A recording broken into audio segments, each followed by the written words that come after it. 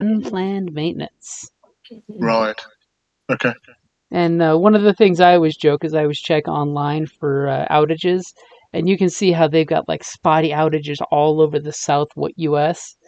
And it's like Wow. all like big patchy outages. It's like, okay, how exactly are you out in Las Vegas and 600 miles away in Tucson? Sure. What's wrong with your network that your outages are that weird and splotchy? It's Yeah. not like it's Yeah. just a node is down and this neighborhood is out. It's all of a sudden there's like every third city is out. Crazy. Do you use Cox or someone else? We use Cox. Okay. Comcast for the win. I'm like never down. See, David knows just how annoying it is when the internet's down. Oh yeah. But Though I yeah, no. did. Go ahead. Sorry, go ahead. No, I was just gonna say, yeah, Comcast. Luckily, like I said, they're hardly ever down, at least where I'm at. But in Tucson, you can only get Comcast if you're in the county. Mm-hmm. They've got one of those beautiful monopolies that's not supposed to happen. Well, they share the city or the area. I mean, Comcast gets county and Cox gets city, and then everybody else disperses in between.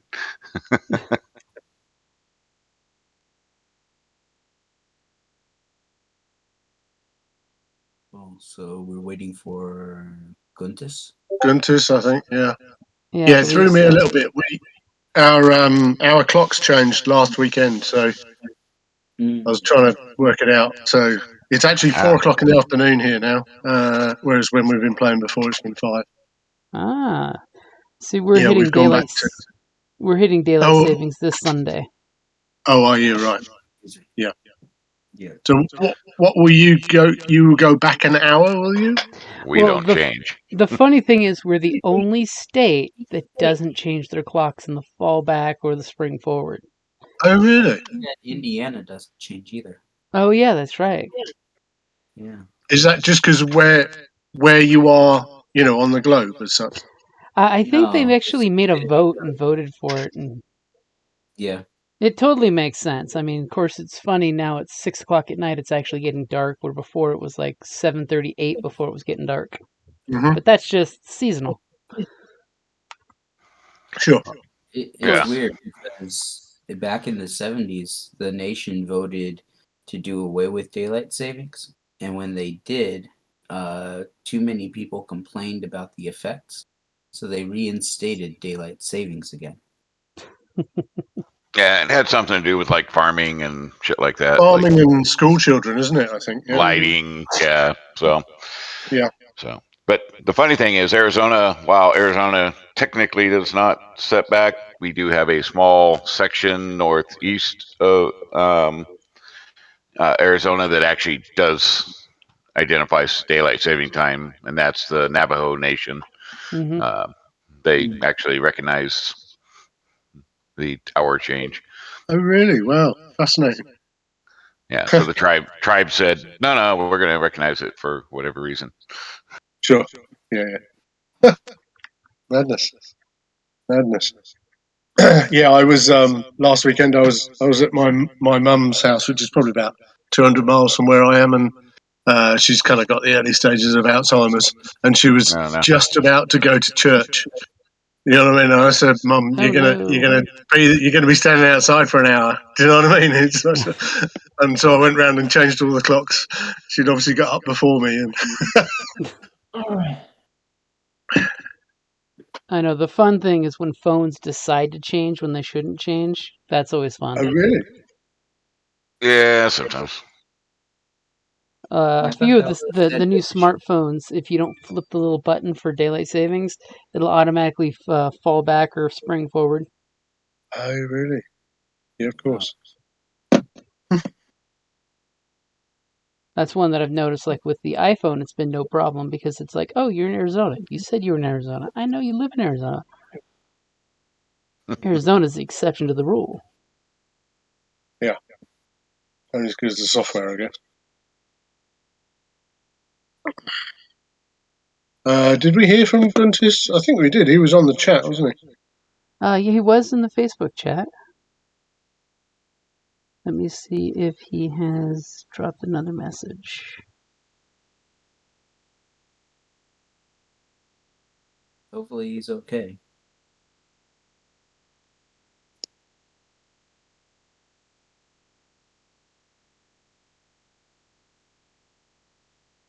Yeah, about 4.5 hours. He sent the whale, which is the proverbial thumbs up. He did. Yep. Right. What will it be where he is? I think 7 o'clock, something like that. 7 p.m.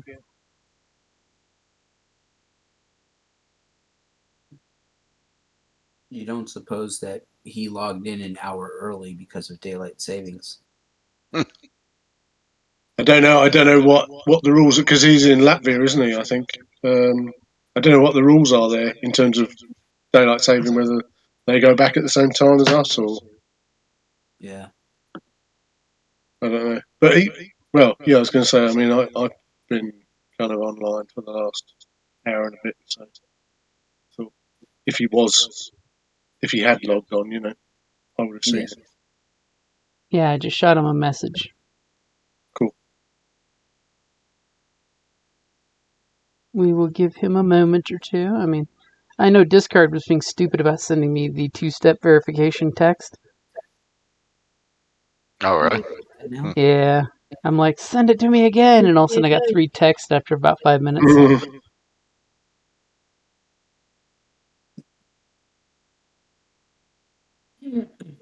After all, I had to make sure to turn on 2-step verification for one of the conventions that I was doing that was online. It was on Discord, and they're like, if you're going to run a game, you have to have 2-step verification. Really? Wow.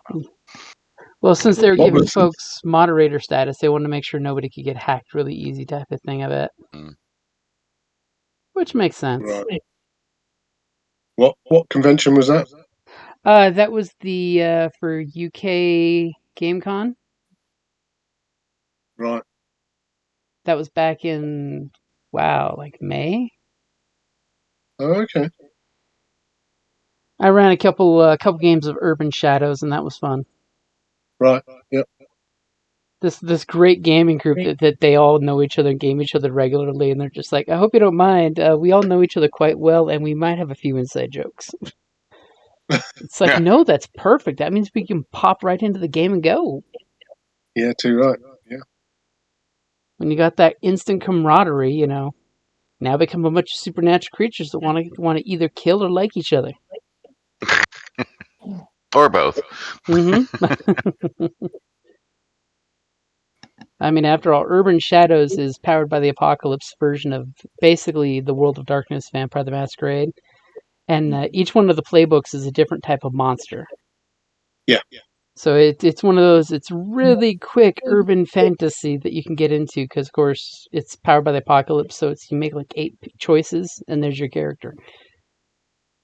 But they've got some fun ones like the demon schemer. So you have a demon who's constantly trying to make soul bargains with everybody.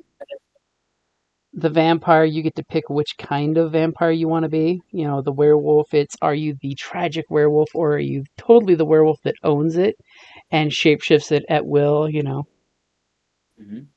have the classic sorcerer, and of course it's totally like a either Harry Dresden soldier or a sorcerer or a Doctor Strange.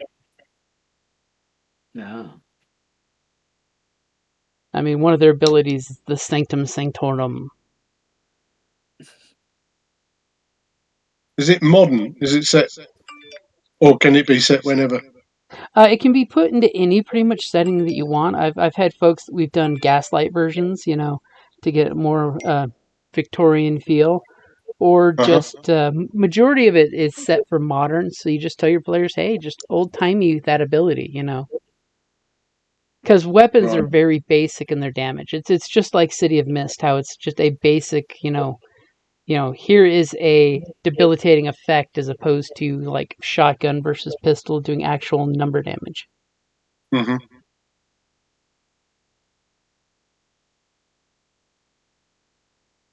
And I will have to give Guntis just a second more time because my food has just arrived, apparently. So I shall be right back Okay. as I look for the mute button and I forget it's on Discord.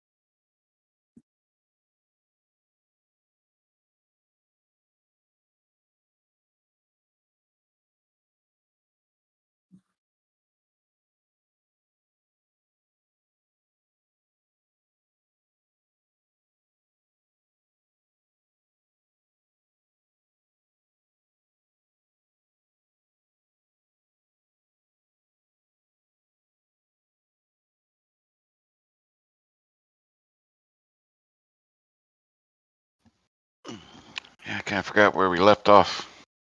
We completed everything. Yeah, I'd made some notes.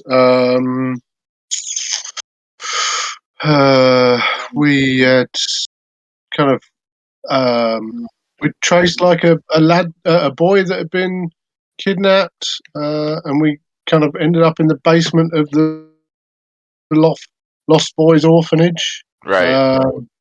And we did the old pad and pencil thing where we kind of rubbed it across and found the address of what was going to happen. Mm-hmm. We found a kid's jacket and it looked like it had been kept in the basement. He'd been kept in the basement like a dog. Right. A gang member discovered us in the basement and we ended up in a fight. The guy was knocked out and we kidnapped him. We set off a smoke bomb thing as a distraction and made away from the orphanage, but we were seen by some of the biker gang who gave chase. Rico did some great driving and we got away. We interrogated the kidnapped lost boy. He tells us the boss took the child and put him in a beat up old blue van which was stolen. A rich guy across the river, Wendy is the boss. He says that the child is due to be palmed off to his dad, Tom. And I've got Mungo inverted commas. I don't quite know what the relevance of that is. If anyone can remember. The person that you think he. Oh, right. Is that the lad we kidnapped, is it? Yes, you're probably right. I offered Tom a job. Oh, I said Right. offered Mungo a job, to come and see me in a few days at the Ebony Lounge. We drop him off in the tourist district with some money and we head back to the Ebony Lounge. We all do some things in preparation for next time I heal my damage status. That's kind of my basic notes.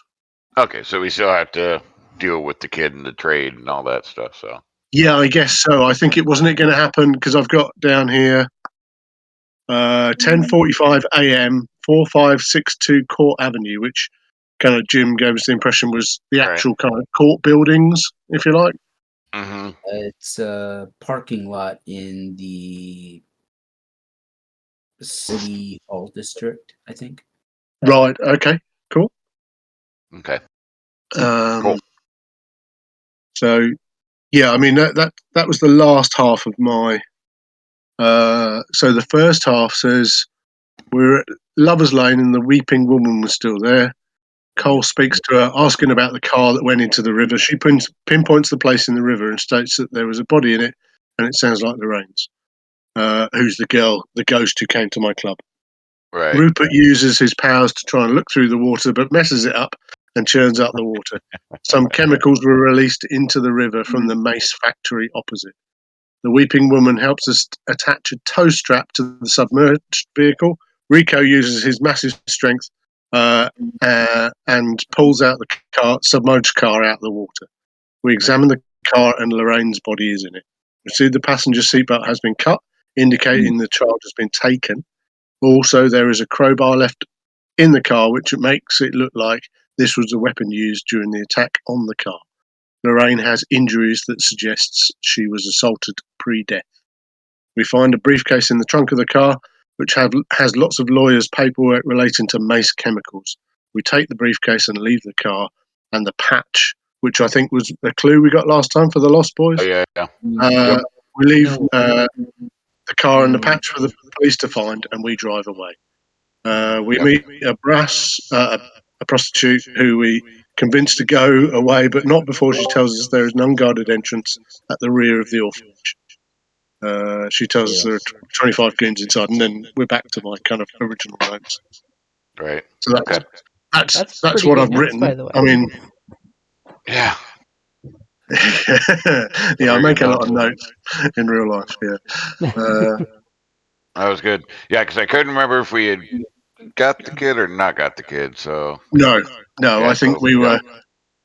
They were they being driven around or something like that? You got that impression, and they would call, and I think the plan, or at least I think you and Rico were quite keen to do a bit of kind of staking the place out or something. I think. I think so. Yeah. So Well, cool. I have some ideas about that. Okay. Yeah, I'm all up for that. Staking the place out is a good idea. Since I'm working the hustle, I could try to get a temp job at the parking complex. Okay. And that way, I could possibly keep an eye out for the comings and goings, and keep an eye out for the blue van as well. Mm-hmm.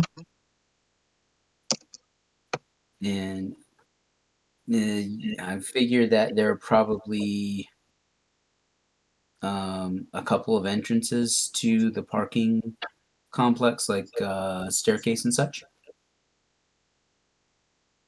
And if Maybe. you guys stay nearby, then I could contact you via radio, and you guys could make your own way into the parking structure and sneak up based upon what information I'm able to pull. Though Yeah. my only concern is this is supposed to be a handoff meeting between Wendy and the kid's dad. Mm-hmm. Well, one, we have not said or done anything with the kid's dad thus far. Are we going to complicate the situation being a third party? Good point. But I imagine they got some demands. Maybe it's for all his papers or something. Because I assume they're working for the bad guys at Mace Chemicals or whatever, something like that. Yeah. Um, The other thing to keep in mind is keep an eye out for the cops. We don't want to get mixed up with the bad crowd, if you know what I mean. yeah.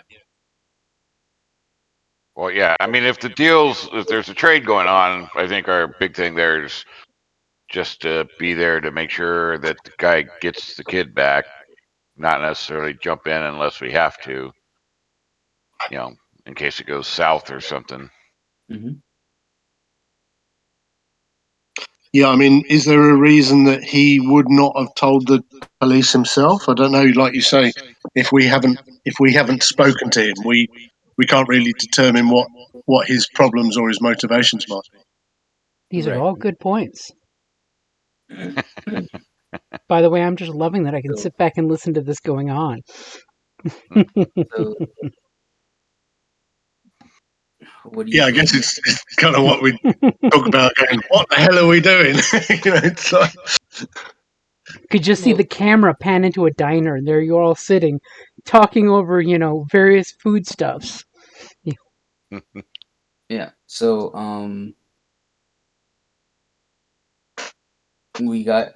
whatever we do, we got to be there, but we got to stay out of sight and agree to take no action unless there's some sort of double cross. Right. So if it looks like the kid's going to get harmed or the dad's going to get harmed,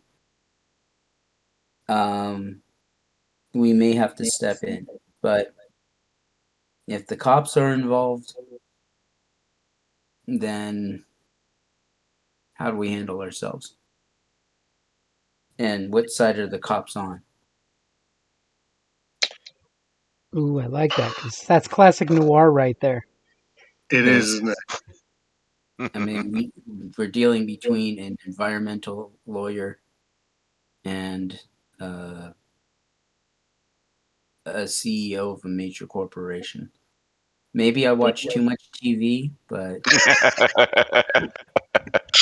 Or I maybe you don't. watch just the Right excuse amount. Easy me, there. or just the right Swallow. amount. Yeah. I don't know. I can only speculate that if the cops are involved, the only people that would have got them involved would be surely the kid's dad, because the bad guys employing a biker gang to kidnap a child and kill a woman, I don't think they're going to want the cops involved, are they? The biker gang certainly aren't going to want the cops involved. No. The only person in the kind of scenario I could think of is him, and he, they may have some kind of leverage on him that has encouraged him not to get the cops involved. Because I know Right. we've been very, very reluctant to have them involved so far, which are totally, I'm still up for. But Okay. unless there's another party that we just haven't seen or heard or even considered. Yep. Yeah. Yeah. So we do make ourselves. If we do announce ourselves, do we scream citizens arrest? Do we blow a whistle? What? Citizens Um, arrest. I don't. Yeah, I've got a trumpet. I mean, I don't do whistles, but yeah, sure.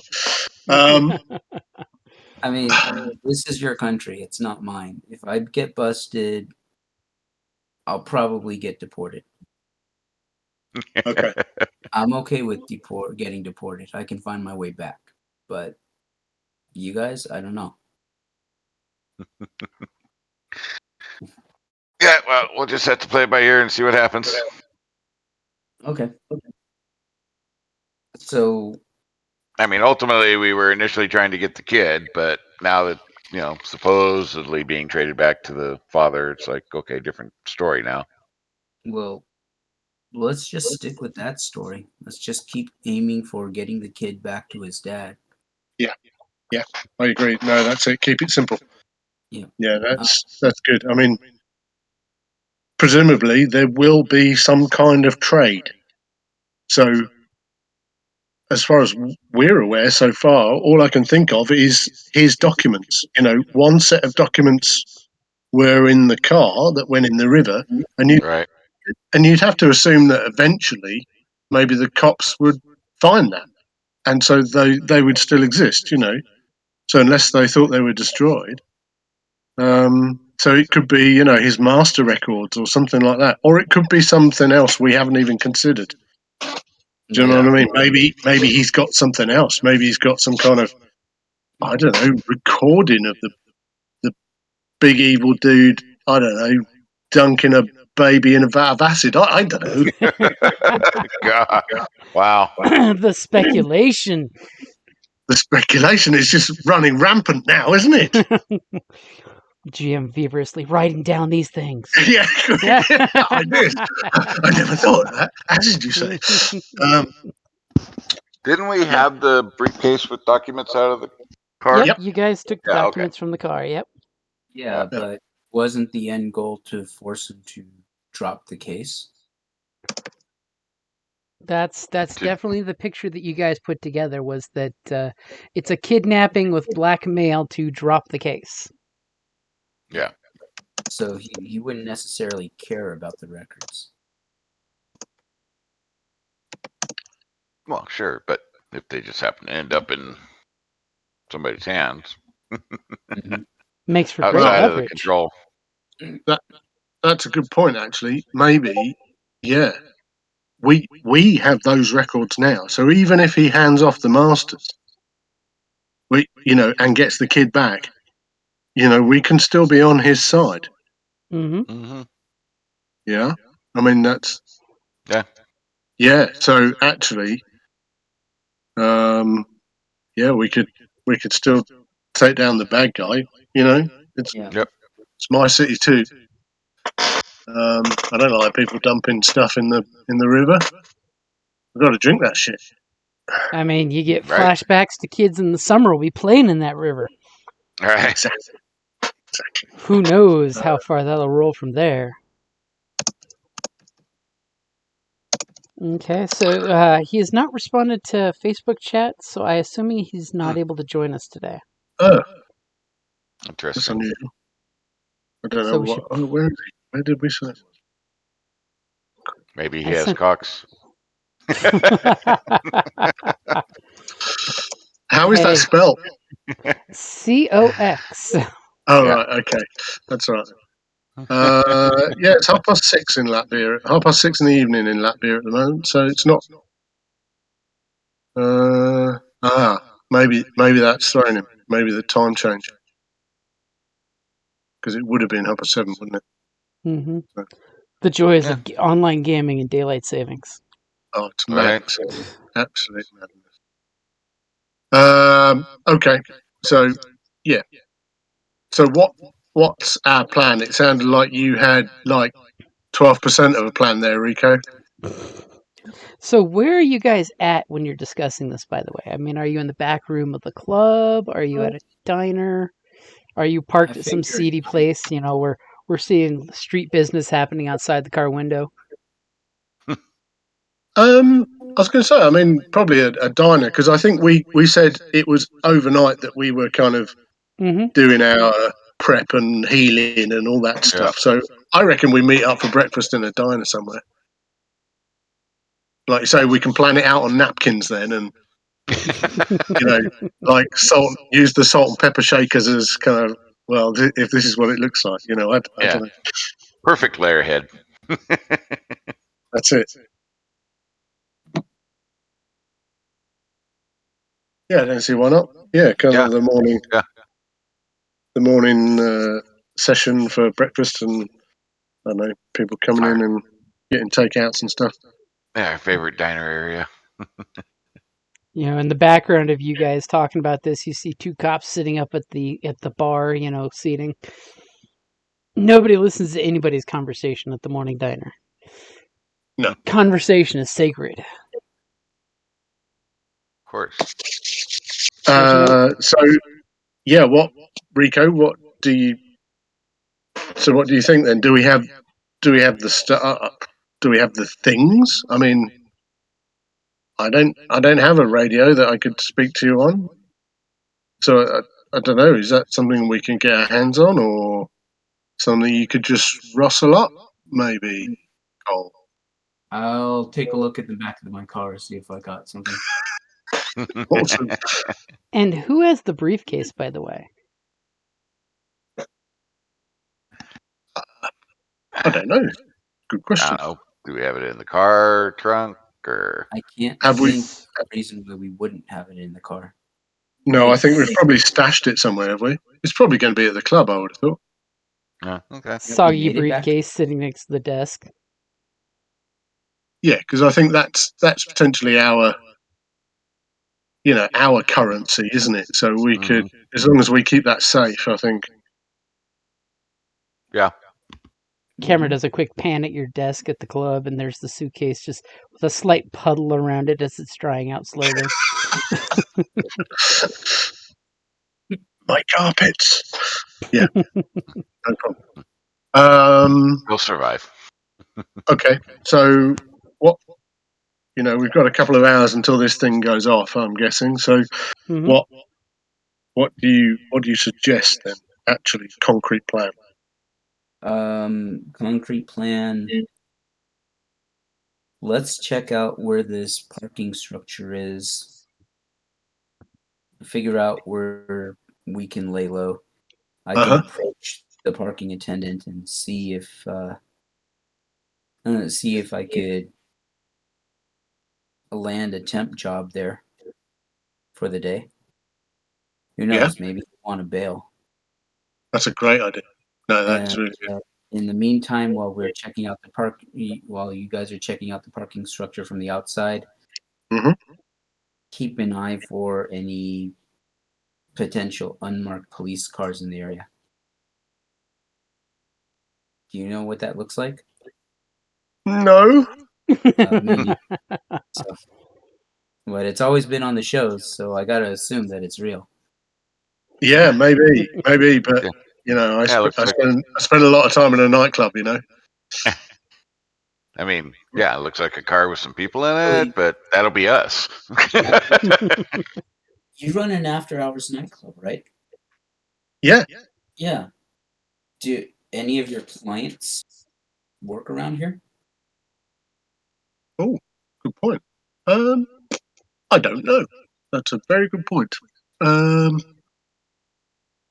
What are you hoping to kind of get? What kind of thing would you suggest? What are you looking for? Somebody that might be able to give us an in, or I don't know. might be short notice considering it's the morning as well. Well, Yeah. while we're looking around the area, just keep an eye out for anyone that looks like they've been to the club before. Sure, no problem. Yeah. Okay. So the So does plan that is a sound like a plan? stakeout? Yeah, I think so. I think we're going to go and check out the lay of the land first, are we? Yeah. That's what it sounds Yeah, like. yeah. Yeah. See what the Several hours prior. yeah, Yeah. exactly like Rico said. See what the entrances and exits are. Make sure we got the right address. You know, that kind of stuff.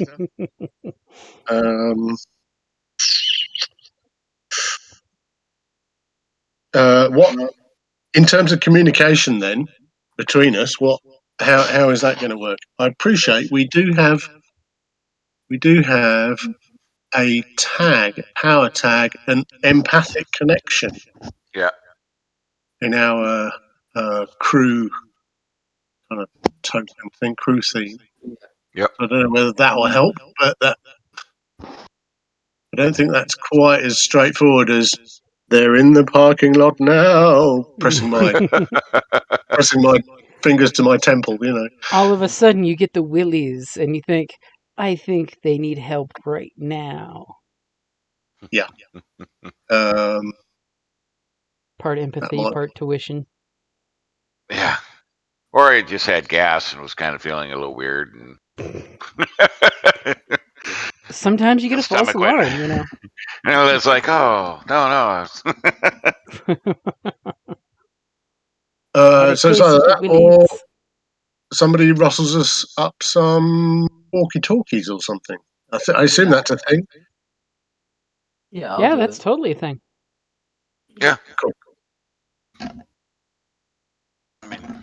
Because I appreciate our tech level isn't particularly high, is it? But it's. Those have been around for a while. Yeah. But yes, I was going to say that might be something I have to leave to you guys. Maybe I think.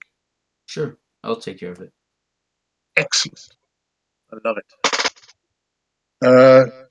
So yeah, I guess we finish up breakfast and head our way down there.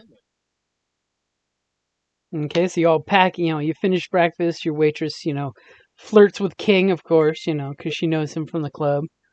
Yeah. And you guys get your tab, you guys, wave goodbye to the nice, friendly street cops that are in there that wave to everybody because it's that kind of town. Get in your Excellent. car, we get driving montage. Are you stopping anywhere or are you heading straight there?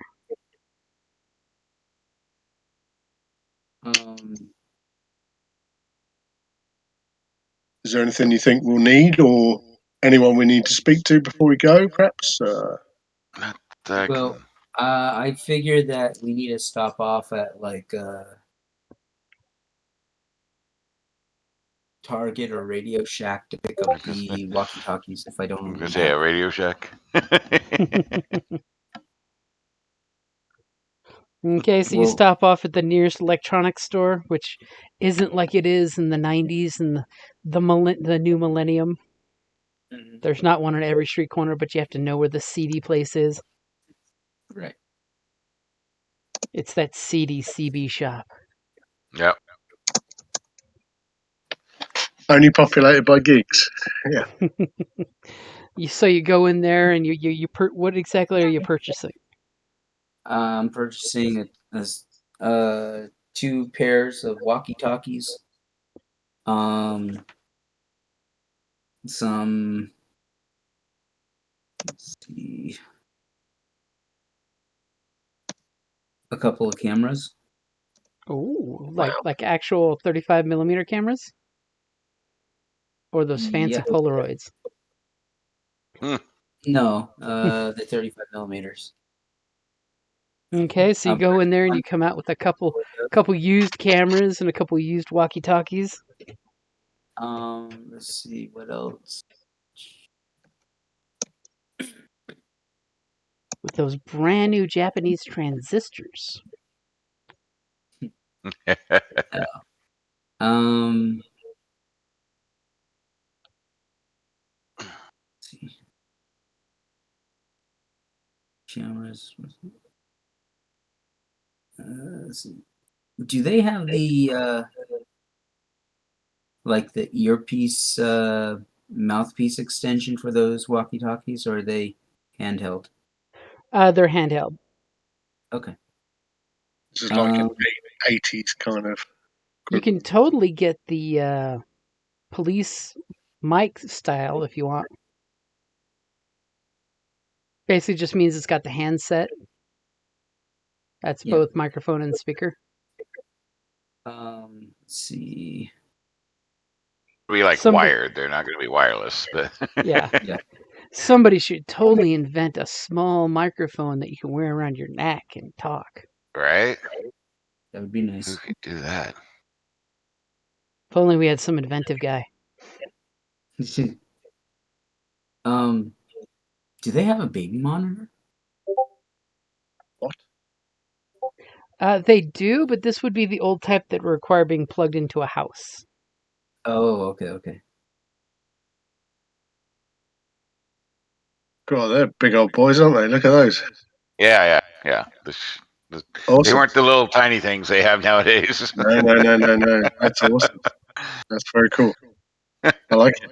It makes me think of there's a scene in Lethal Weapon, the first Lethal Weapon, and they're standing on the bridge and they've got a mobile phone, and it's a great big thing with a, like a briefcase with a thing Yes. attached to it. Yeah. How the technology has Yeah. gone. On the This nice is thing a with lot. those old bricks, you could always unscrew the antenna and plug in your car antenna to it too. Really? Oh, Yep. And I guess in a jam, you could always use it to bludgeon someone to death. Look at it. yep. Massive. It's like those 70s and 80s cell phones, that have basically a car battery inside it. Yeah, damn right. Love it. Binoculars. Binoculars. Binoculars, yes. Conveniently, as you're leaving the shop, the camera pans to a binoculars and you're just like, price has been reduced 5 times and you're just like, snatch! Cash gets thrown on the counter. Love it. Yeah, I can't think of anything else. Ah, that's cool. Cool. So I'm going to hand out the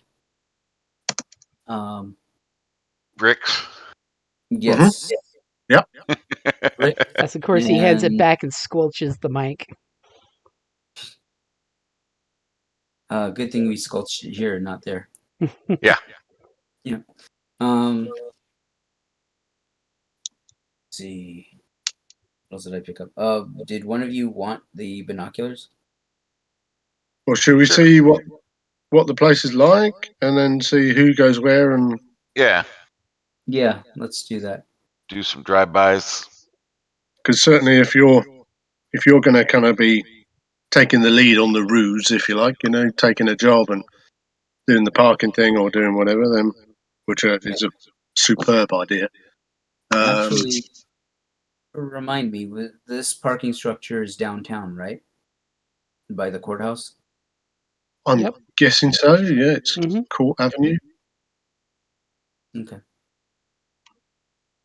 So if it's downtown by the courthouse, then we should expect a police presence of some sort in the area. What Yeah. city officials and lawyers wanting cops everywhere? That's madness. But very accurate. Yeah. Okay, so you guys, you finish your last minute planning in the car as the car zips down to the downtown area, just past the Theater Avenue to just before where the city buildings, the municipal buildings, and the courthouse is, which of course is this beautiful, massive granite building. It's got, it's like if you've seen any of the Special Victims Unit episodes. It's a big, beautiful old building. It makes you feel like the old law, you know. But you get this seedy parking lot that's right before it. That's this nice little, like, 4 levels high parking structure. It's got the seedy lighting that flickers on and off. Classic. What? And which level are you guys going to? Well, I think initially we're kind of just cruising the neighborhood around yeah. it. I don't To think that see. we should park in the parking structure. Yeah. Okay. So yeah, we're going to cruise around, get a lay of the land, and find a parking spot somewhere outside of the parking structure itself. Keep an eye out for the blue van as well. Okay, somebody give me an investigate roll. I'm driving, so I don't think I can do that. Okay. Right. And are there any powers you're using? Yeah, I'm just. What kind of stuff are we looking for? We're looking for like information about the layout, and we're looking to see if the van and what else, like. I would say Familiar faces? Yeah, familiar faces or anything unusual. Perhaps it's probably it's a whatever. I don't know what day it is. But a morning in a. As there's this montage of you guys cruising the court strip, seeing a bunch of secretaries running with coffees and, newspapers being sold out there, lawyers, half dressed and falling apart in ramshackle outfits. Have you got any? Have you got any kind of tags or powers that might help, Cole? Yeah, I was looking. I don't. What It's like, about damn it, if only it was the college scene. What about the crew theme guidance from my from my guidance from from a the strange mystic? Yeah. Well, that's we don't. Or divine intervention. I think we've burned that. Did we burned burn it? divine intervention. Did we? It's on my list as burned. So that means for you it's been burned until you Oh, get I see. So some it does. TLC. So the others Right, can still use theirs, but for you that's been used up. Okay. Right. Oh, I didn't know because that was a crew thing. Whether it then affected everybody. Right. Okay. Cool. That makes more sense. So eventually, in a downtime scene, King just needs to go to church or sit out on the fire escape and talk to an angel. Yeah. And get that back. That's all. That's all. Nothing big. Yeah, nothing big. Nothing too taxing. Yeah. Plus, you got story tag, or the crew, tags, right? That you can pull on. Yep. Right. The help from crew. Yep. Oh, that's a good point, actually. How does that work? How does the help and hinder, isn't it? Yeah. So you can totally call in that if, someone is trying to assist you or, set you back. Okay. Usually amongst you all, it's help. Usually. Yeah. No, I get it. I'm just trying to find. So It's not there. Let's see. Okay, hang on a minute. I'm just. because yeah, I mean, I don't know. I don't know how my own kind of eccentric or my own type of eccentric. I don't know that would really come in because I'm not interacting with people. Can't really talk my way out. Charming. I mean, I got money, but again, got to interact with people. I mean, I do have contacts in every neighborhood if we need, but again, interacting with people. True. Yeah. Shall we just make it a straight roll then? Sure, I'm cool with that. Yeah. Yeah. Interesting things happen when we do that. I Okay. bet they do. So what happened there? Wow. Okay, I so you can't didn't need to see add the. any. You didn't need to gild the lily there. You just straight up said straight roll. Awesome. I can see it So now. great Yeah. Yeah, great success. success. Okay. You're good. Good. You spend your clues. Oh, we didn't use a power, so So I basically ask your question. It is a great success. So I will give you 2 questions. okay. So Suggestions on what questions I should ask, chap? Mm. Because we are kind of apparently all. King totally recognizes some people you walk by. He's just like, I know that secretary. Ooh. She likes the smooth vermouth. Nice.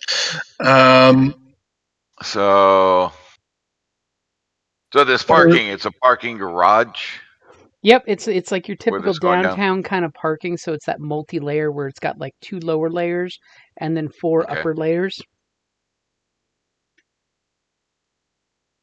For some reason, everybody avoids the 3rd layer. It seems. How many entrances and exits?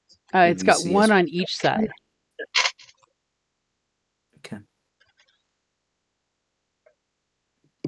So And then those days they'd be manned, I'm assuming. Little person in the kiosk there that hands out the tickets. Yeah. so well, we need to kind of just maximise this, don't we? So I'm just trying to think about what kind of thing would we want to know that would give us a kind of what it refers to here, which is a solid lead, isn't it? Do we have a description of Wendy? Ooh. I don't think we do. No, I don't think we do. I don't think you were remember just given a name and not really a description. No, that's right. I'll be right back. Oh. Just need to refill my water. That's all. So garage. So we're waiting for the vehicle. Either of the clerks, by chance, maybe known by myself or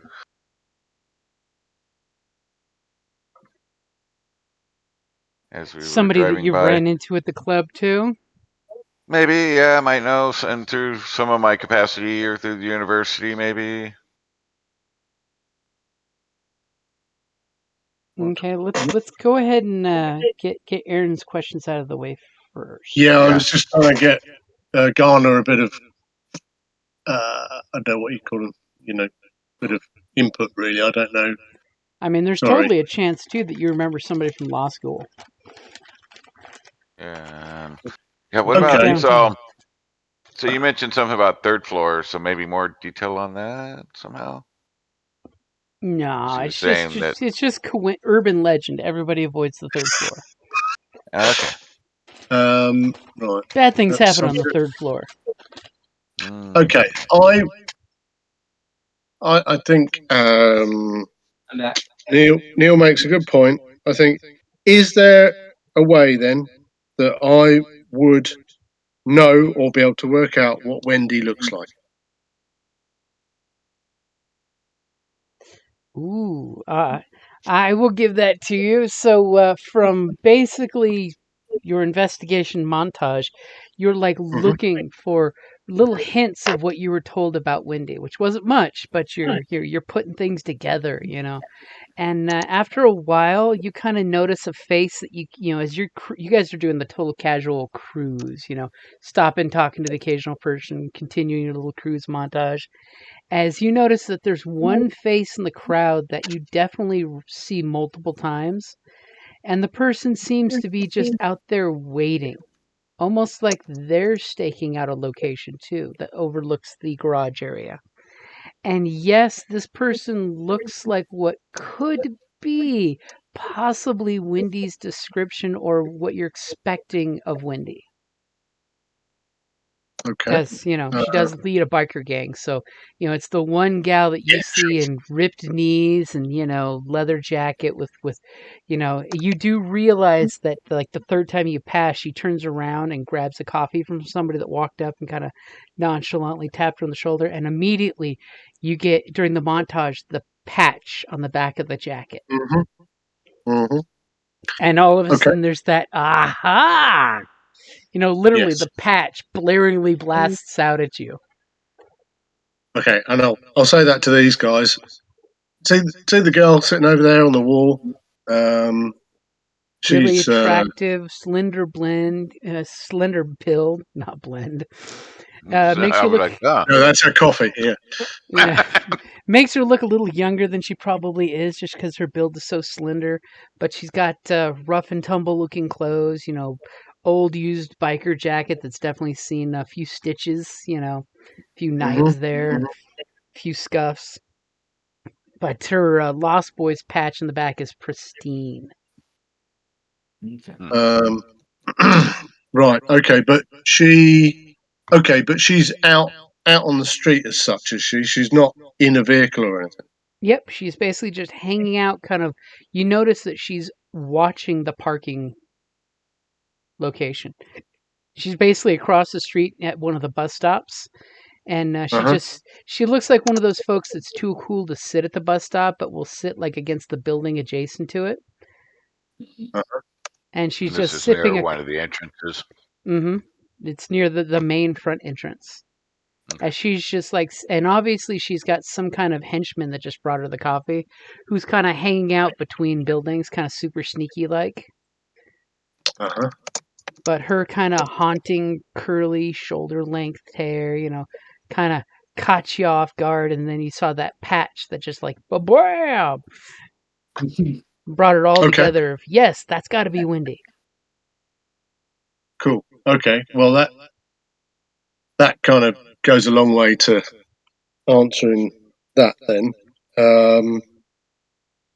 Okay. In that case, I would say number 2 then is how many heavies do we think are with her?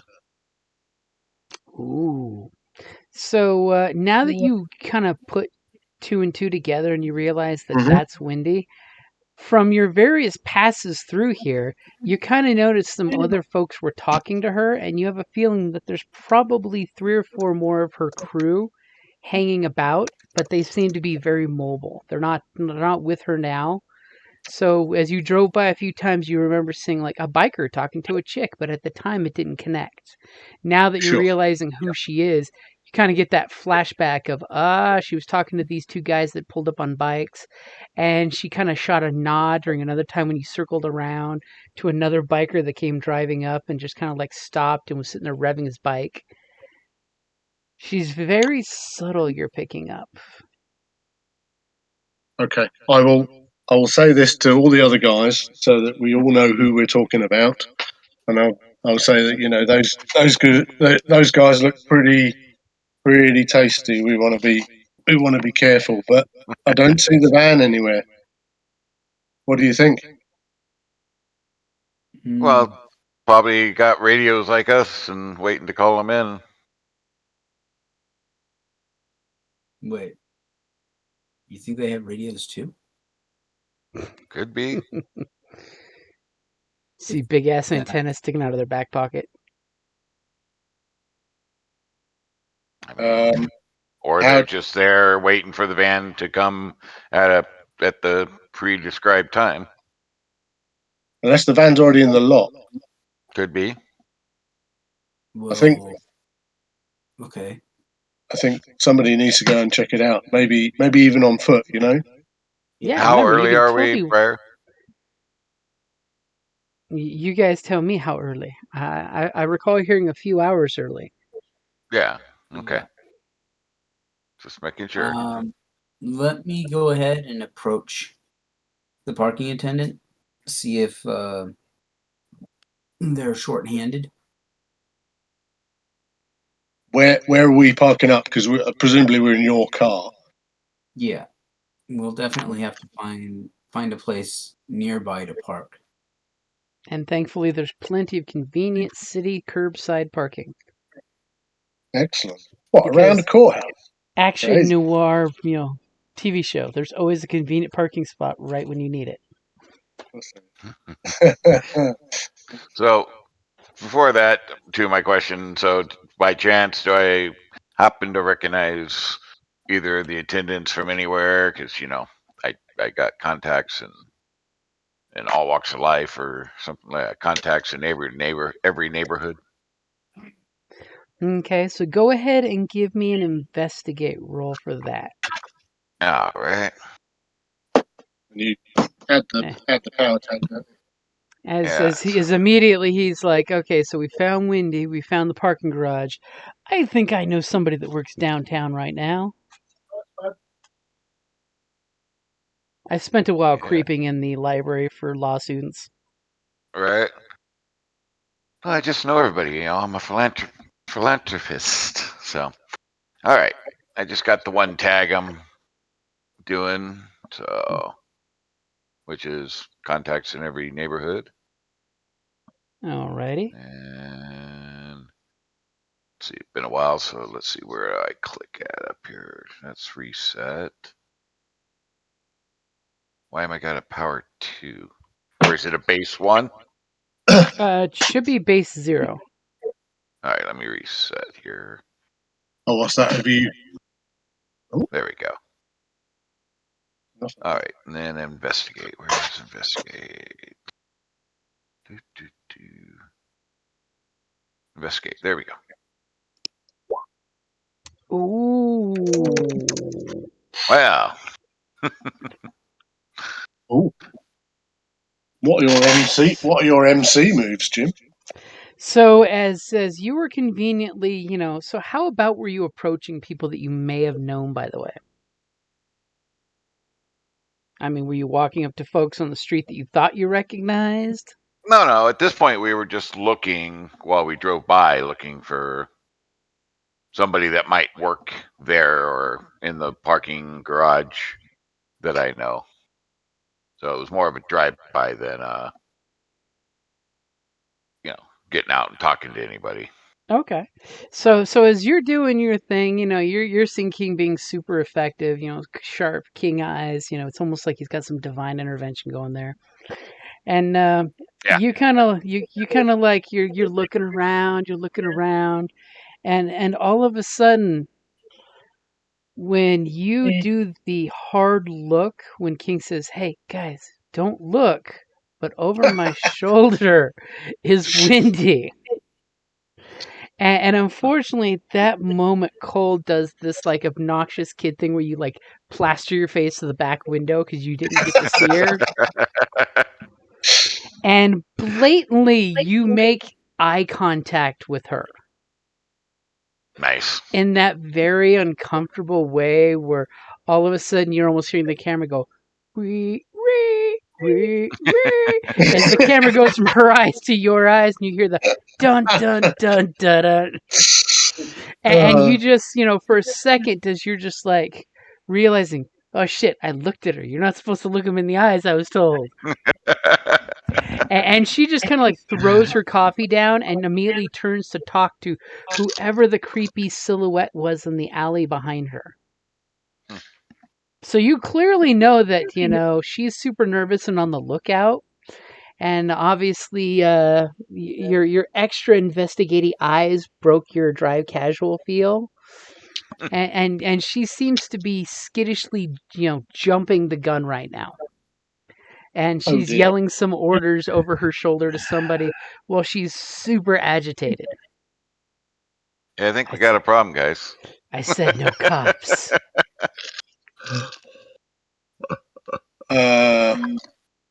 Did you just show out? I don't know. I think we had a moment there. As he throws himself back in the seat like that didn't just happen. Yeah. Okay. I think. I don't know what to do.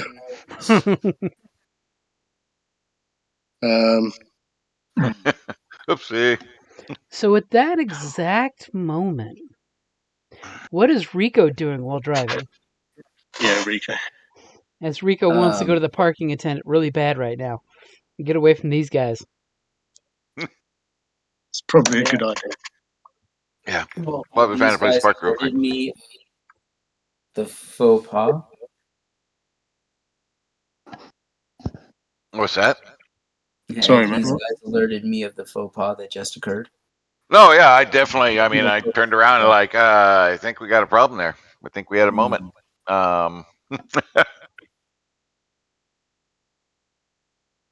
As you know, Rico looks in his rearview mirror and sees a single guy on a bike come driving out of the alleyway. Yeah, just keep driving and find parking as originally planned.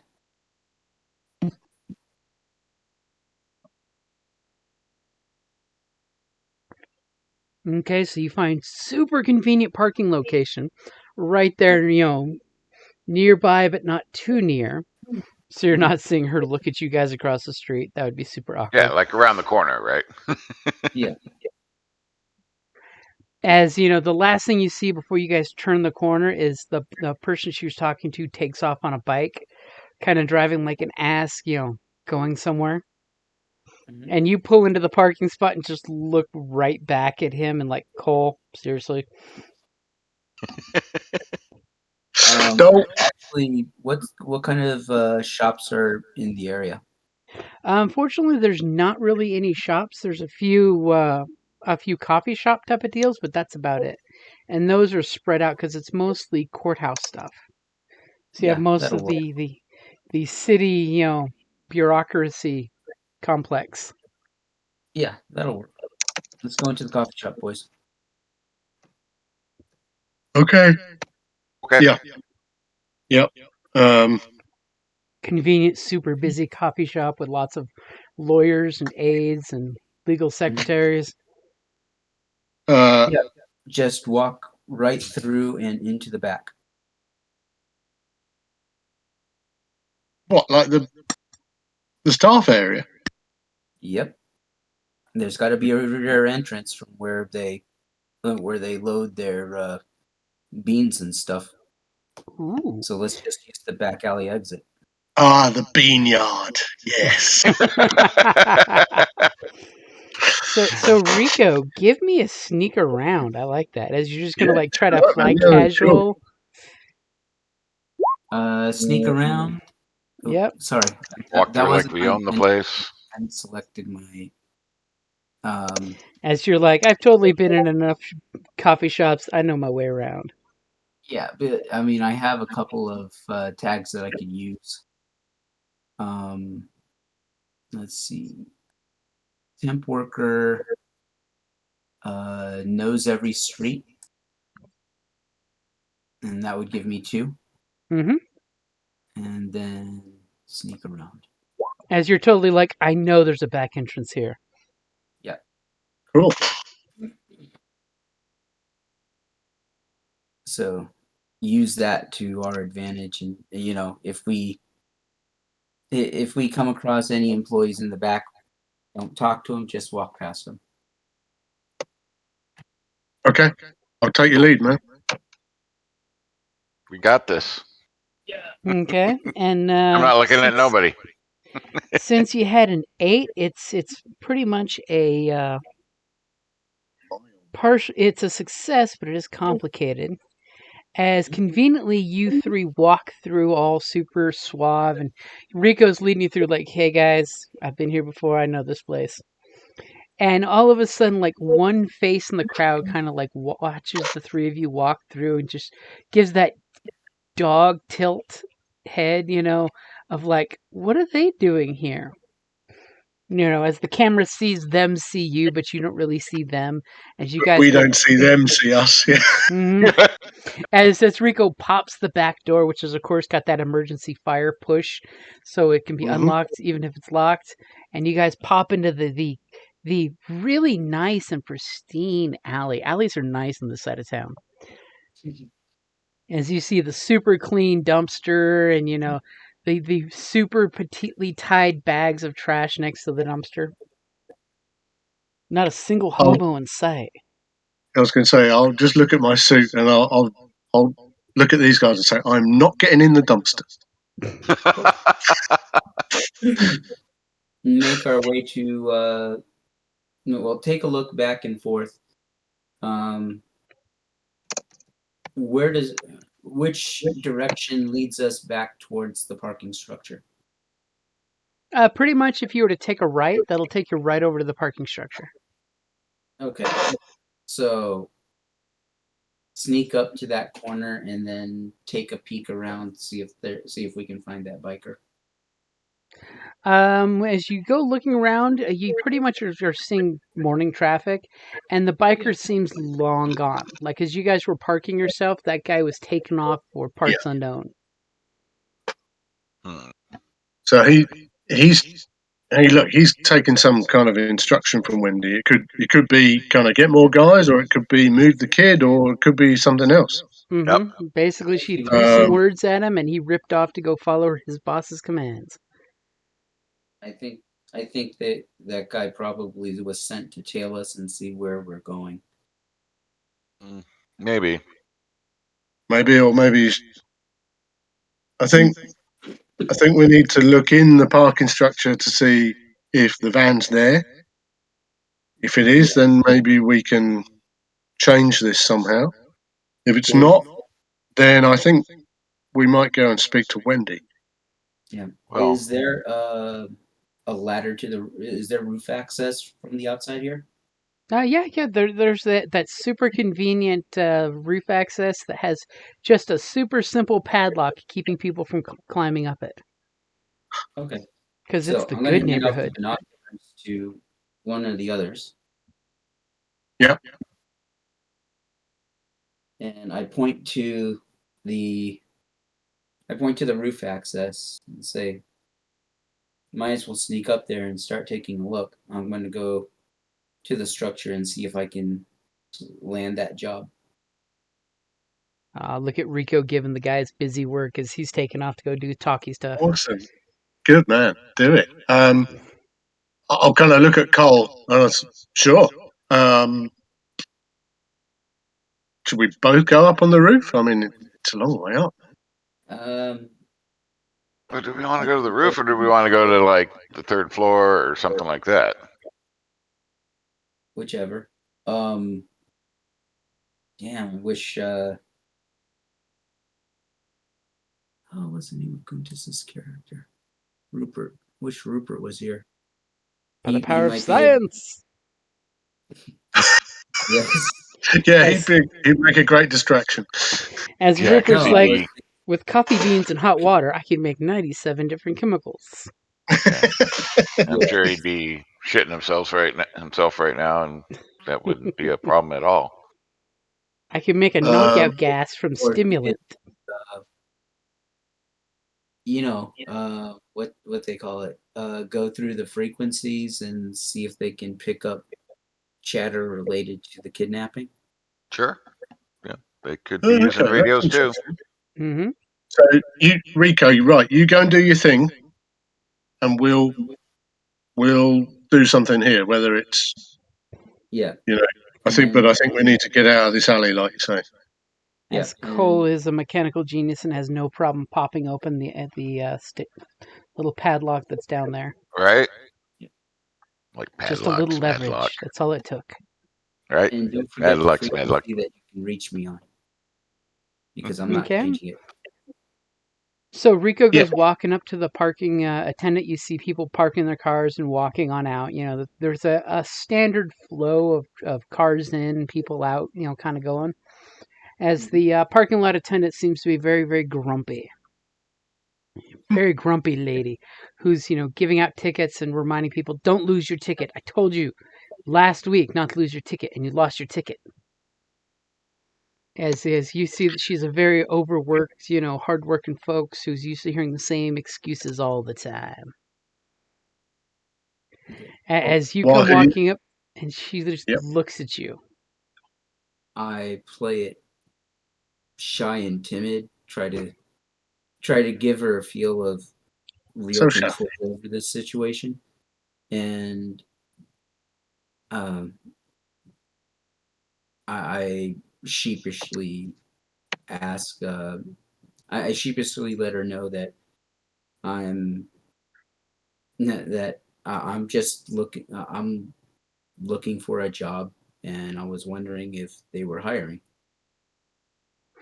She kind of gives you that look, that partial smile, partial scowl, kind of checking you out, and you totally feel her eye check as she body checks you. Hmm. So go ahead and give me a convince. Convinced. Let's see.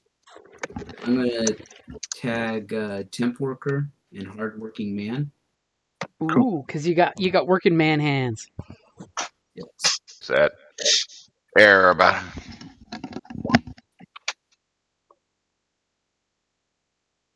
Okay. So I got an 8, a mild success. Yep.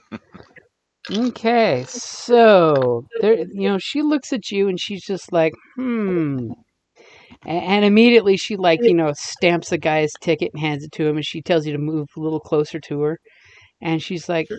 you look like you not only could use a good meal, but you could use a good day's pay. I'll make you a deal. I've been stuck in this booth all morning. I've been here since 4 a.m. and I haven't been Mm-hmm. able to go do my car counts. Okay.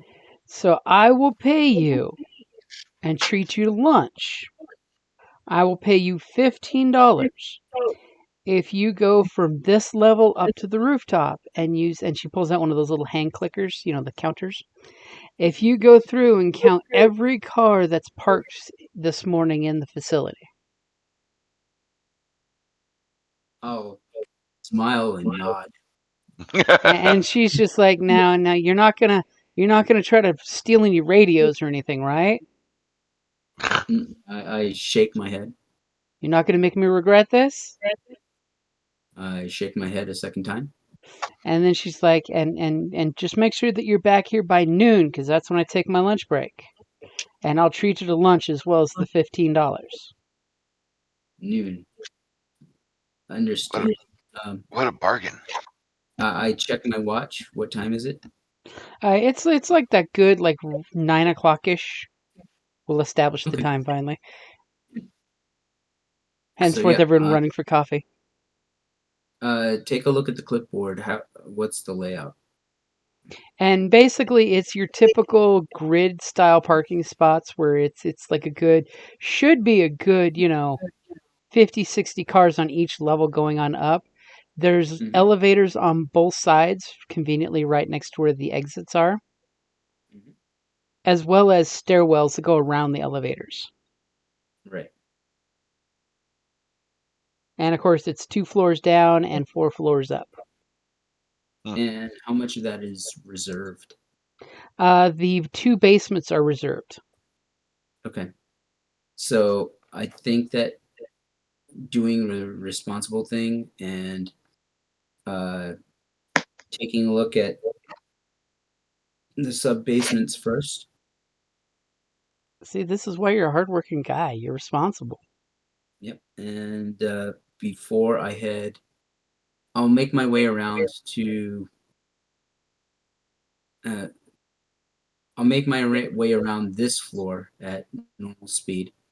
And when I get out of line of sight of her, uh, quickly double check everything, double check the other directions, make sure no one else is here, and then I'll radio the guys and let them know that I got the job. I'm doing a car count. I'm going to the sub basement 1 and then sub basement 2 and work my way up from there. I if I see anything, I'll let you know. I don't know if the walkie-talkies are going to work in the sub basements. That's a good point. As all of a sudden she's like, weird kid. Looks nice, hardworking, but why's he got a walkie-talkie in his back pocket?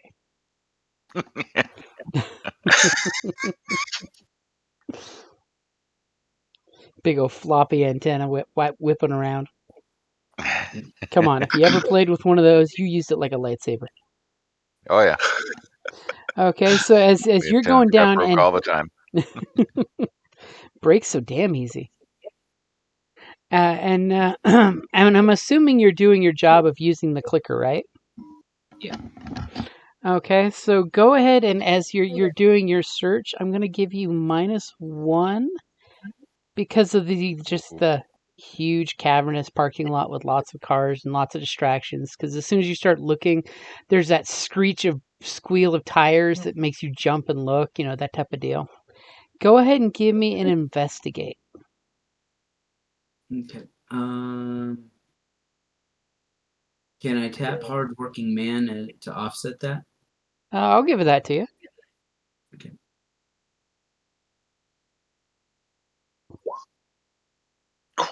Ooh. So you're going through and you're kind of, the problem is you're a hardworking man. And you're spending more time making sure your counts are accurate, so you're stopping and counting cars with your finger to make sure you didn't miscount when you're looking at the counter. You're doing a good job. Too You're conscientious. You're kind of glazing over some important details, but you're doing a good job on the job you were assigned. You've So got you're that actually working personality. for not us, so great. So you kind of like go through the sub basements, and you realize in sub basement 2 that you have like no walkie-talkie, connection. You're absolutely right that the sub basement between the pipes and everything has no signal. Things look pretty calm and normal. You see like the typical person bumbling out of their car trying to hurry up and get to work because they're running late, or the poor person running with coffees for the office, trying to stack up 8 coffees in one run. I So remember that. you kind of like you go through the different levels, and you finish your count, but you don't see anything that kind of pops out to you. Yeah. What about security cameras? There's 4 security cameras. Just from your basic what you do, that 2 of them look like they're fake cameras, the dummy cameras, or broken. Mm, So it's kind of a 50-50 type of deal of getting caught on camera doing anything. right. Even in Okay. the good neighborhood, the bad cameras from the 80s are bad cameras. Yeah. So keep working my way up through the building. Okay, you kind of notice that the 3rd floor is ominously empty. There's like 2 cars in opposite ends of the parking garage. It's super creepy as you just like open the elevator, you go click, click, nope, and you hit the button because you notice both these cars have like an inch of dust on them from a distance, and you're just like, nope, and you go up to the next floor button. There's like a Yeah. super creep vibe there that you just you taste the creepiness. Well, hopefully one of them isn't Christine and the other's Maximum Overdrive. No, one is Car and the other's Christine. Oh, jeez. That's a bad situation. I'm done here.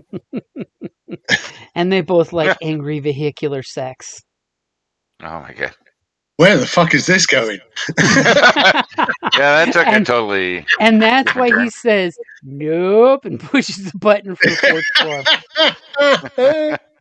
So of course on the 4th floor you go up there and you see that there's that convenient little 80s style helicopter pad up there just in case. It's empty now, but there's a convenient helicopter pad in case we need one. And it's really sparse that the cars that are parked up there. There's lots of utility vehicles, like city utility workers park up there. Must have like free parking for them. And you notice a couple different big vehicles and a couple different like company vehicles, but nothing that catches your eye. Okay. But oddly enough, your clicker is correct in the amount of vehicles that you found in there. What time is it? So about since you're hard working and you were so focused on counting cars, by a solid 10:45, you've been gone for a little over an hour, leaving them on that rooftop. You've got 178 cars are currently parked in the facility, Okay. and you I feel need this to be. proud moment when you're going down the elevator, seeing the clicker in your hand. A job No, well done. That's But the he time. walked right past the van, clicked it. now that I actually did a good job and I still have an hour to kill, Uh, let's go back and try to look for that blue van again. Are you going to check in with your crew? Yeah. I'll check in with my crew while I'm on the roof. Best reception. excellent. Yeah. Okay, so you have this like funny feeling it could be the third level, but you got a funny feeling that you may have missed something. So go ahead, or maybe a car pulled in where you were gone. That's totally the possibility too. Of course, you Whatever might happens. keep an eye out for the attorney too. I mean, So theoretically, he should be here, right? what's happening, Rico? Look, we've made friends with 4 pigeons, Great. and And 2 rats. So I went through. There are 174 cars parked out here. that's strangely specific. Well, and they asked me, the lady at the front booth asked me to walk the building and count the number of vehicles parked here. And you Uh-huh. actually But I did not see the blue van. I'm going to make a second go of it all.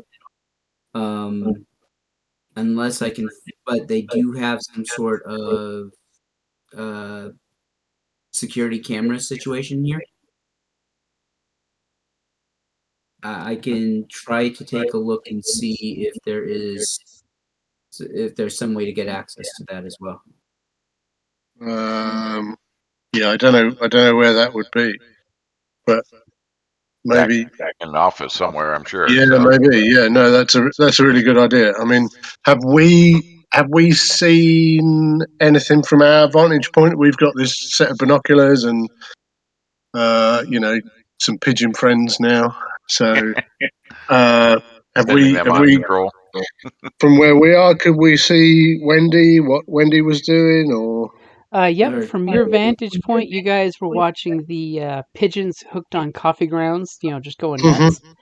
And mhm. you saw that Wendy, apparently, after she yelled at her friend and he went ripping off, she went to the nearest phone booth and was placing a phone call. And when Classic. you guys, got the lock off and climbed up there and looked around, you guys kind of realized that she was on the phone with someone, and then went back to her position and was making a keen observation of the neighborhood. Now, Cole, go ahead and give me a sneaking around. Yeah. As you All guys right. feel her eyes of Sauron pass across you. It's mainly because Cole's distracted by the rodent. Right. There's a rat Seriously. walking by with a bagel and a coffee. Nope, that's the lawyer. All right. Well, let's see. She's on guard now. She's looking really intense. So I could probably pull. Oops. So you said, yeah. I think I could probably pull my own type of eccentric off. so like got my own cool little way of like kind of being sneaky and moving around. Pretending to be an air conditioning unit. Right. I couldn't think of anything more eccentric, really. Right. Making cooing noises. Pretending to be the pigeon. Be the pigeon. Be the pigeon. That's really good. In acting class, know your character. I am the rooftop pigeon. Right. Rooftop pigeon. So trying to be like what I've seen on the TV shows and sneaking around. So He does an action role on the rooftop. Yeah, I'll just stand there looking at him. What are you doing? You The made me, man. problem I got to be is careful. she's seeing Cole's face now, so Yeah. True, good point. Yeah. So that's why I'm like over accentuating, like sneaking around. Quick ducks over to look over, like he starts All doing right, the here we go. Mission Impossible theme. Come on. I only got the one, so let's see what we got. All right, so which one is it here?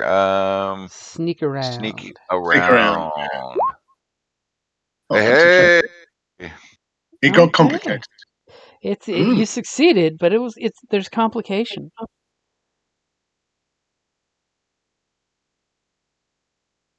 Someone picked up your scent. So Cole, when she looks your direction, and you do that cool, overused in action movies, combat roll, which never gets used in real life, by the way, to escape away from her gaze. What is it that fell out of your pocket that you were unaware of?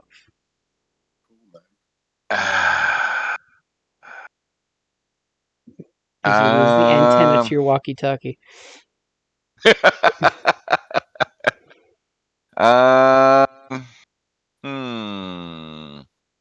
See how nice I am letting you pick?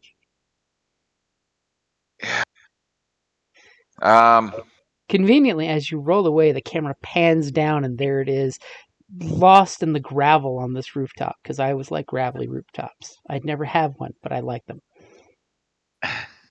I guess maybe I don't know what all I'd have. Maybe a pocket watch or something. It's something useful on you. What would that be? Useful on me. Is it useful or identifying? Yes. I mean, it could totally be your wallet or one of your credit cards fell out. Right. See, I like how he said that, because that's how I was looking at it. Yeah. Right. Well, that's why I was saying, like possibly the pocket watch, because probably a family pocket watch with like okay, if it's engraving on it. If it's like an important family heirloom, I'm cool with that. Yeah, and it's got it's got engraving on it with our name. Okay, I will. Family coat of arms or something. The bank's name. I will definitely take that then. Okay, so as all of a sudden the camera pans down and the watch kind of fell between the white stones on the rooftop. Why are rooftops gravelled? Why is that a thing? I don't know, honestly. I mean, the only thing I can figure is for traction, but I think that would be horrible on the roof material, because when the wind blows, those rocks shake, and that's abrasive. I don't know. That'll have to be one of those Google research papers. Why do they gravel rooftops? I appreciate that's not a thing for now, but it's weird. A weird thing to bring up. Yeah. But it's to make every sound effect guy's life hateful when they have to do rooftop scenes. Here we go. A layer of gravel or small stones is applied to top of final coating of asphalt to protect roof from the elements, including ultraviolet UV rays. Okay. I'm betting some gravel guy just found an excuse to sell it to rooftoppers. Yeah. Because you've got to get it up there. Thing. Yeah. The one guy who's not selling gravel yards is selling gravel rooftops. So yeah, to protect underlying layers of roofing materials, as in the case with build-up roofs, and to weigh down or secure the roofing material, as it is the case on a single-ply flat roof. It's an excuse to give kids rocks to throw down. Right. Interesting. Okay. Okay, so you basically avoided her gaze, but it won't be until much later you realize, where's my pocket watch? Yeah, yeah. Right. Anyway, we were talking to Rico. Right. So Mm-hmm. you haven't found the van, Rico. No. No, I did the job I was hired for, and I got an hour left, and I'm gonna get paid $15 and treated to a lunch. Okay. Maybe the lunch thing will get me access to the security cameras. I don't know where she takes lunch. Maybe it'll get you access to a sandwich. Hey, good for Cole. I mean, for Cole, he does, need some of that charity. Oh. But yeah, I'm going to go back down. There I'm going to go we go. level by level again and keep an eye out for the van specifically this time. Okay. So you're I'll gonna just do say, our work now. Yeah.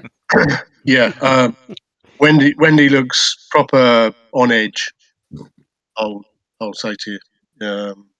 She looks really on edge. She's made some phone calls from the phone booth. I might go and check that out in a minute if Cole stays here. Sure. She only saw me. Okay. Yeah. Nice eyes. Nice eyes. Okay, Really? so and it's funny because Rico's walking back to the elevator and pushed the button, and the security camera, you see him walking dutifully, and a van like ominously pulls in right behind him as he's walking past. Okay. Because aren't we close to the time? The actual We are time we are thing was getting close supposed to to the go time. off Yep. 10:45, wasn't it? So Yeah. King, go ahead and give me an investigate In relation to on the lookout duty. on the lookout duty, yes, of course. No problem. I think I'm just going to make it straight. He's got this. Yep. Uh, He's not distracted by Cole's action roll. uh,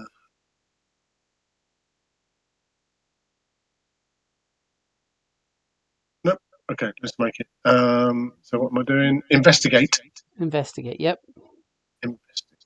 There's things happening out there. Seriously? And Look at unfortunately, your friend Cole is distracting you on the rooftop. Eh, Or I haven't you're got a clue. thinking, really? Rico took a job while he was on a job? He is a hard-working man. He is a hard-working man. Yeah, that's what I was thinking. Why? What are you doing? And Cole's rolling about on the rooftop like Johnny English, whatever his name is. You know, the Rowan Atkinson Mhm. rubbish. yeah, yeah.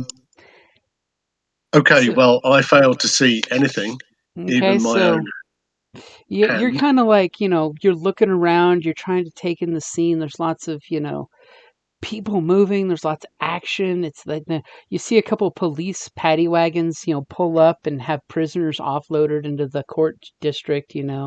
All kinds of things are getting your attention. As you're looking around, and you kind of see Wendy every now and then when you glance that direction, but you're trying not to look at her like Cole. Yeah. So you're being really casual on this rooftop, with your coffee cup there, as you're like, wow, it's been a long time that we've been up on this rooftop. And some I some thought I might get action. distracted by some buskers or something, some musicians. Mm-hmm. On the Do you know rooftop. what I mean? I'm just like loving the rhythm, you know. The beautiful music wafts up.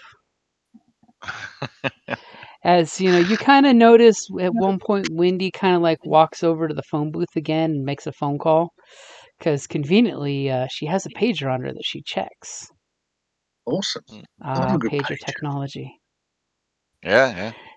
And you kind of see her go into the phone booth, and you kind of lose track of her. And then all of a sudden, after a few minutes, you kind of do that double glance of like, "Hey, she should still be in the phone booth." And you look over, and there's some Just guy in not. a suit with his briefcase in the phone booth now. Ah, And you shit. kind of do that double take, and you realize that she is nowhere to be seen. Um, Oh crap! I'll say I'll get on the radio to Rico if he can hear me. I don't know whether he can. I'll say I've lost Wendy. Cole, I've lost. Stop rolling around. I've lost Wendy. As just then, Rico comes walking up and he hits that button for the second floor and he's kind of like eyeballing the cars. The parking lot attendant's looking at the security cameras, wondering why the kid's doing a recount. But hey, she thinks he's a hardworking man, so I like that. He's recounting by hand without the clicker. And so Rico, you get the kind of panic call from your partner there. Okay, I'll check. What's going on? I don't know where she's gone. She went in a phone booth, and now she's not there, and I can't see her anywhere. She could be coming in. I don't know. What should I do? I'm a musician, not a spy. Damn it, Jim. Damn it, Jim. Well,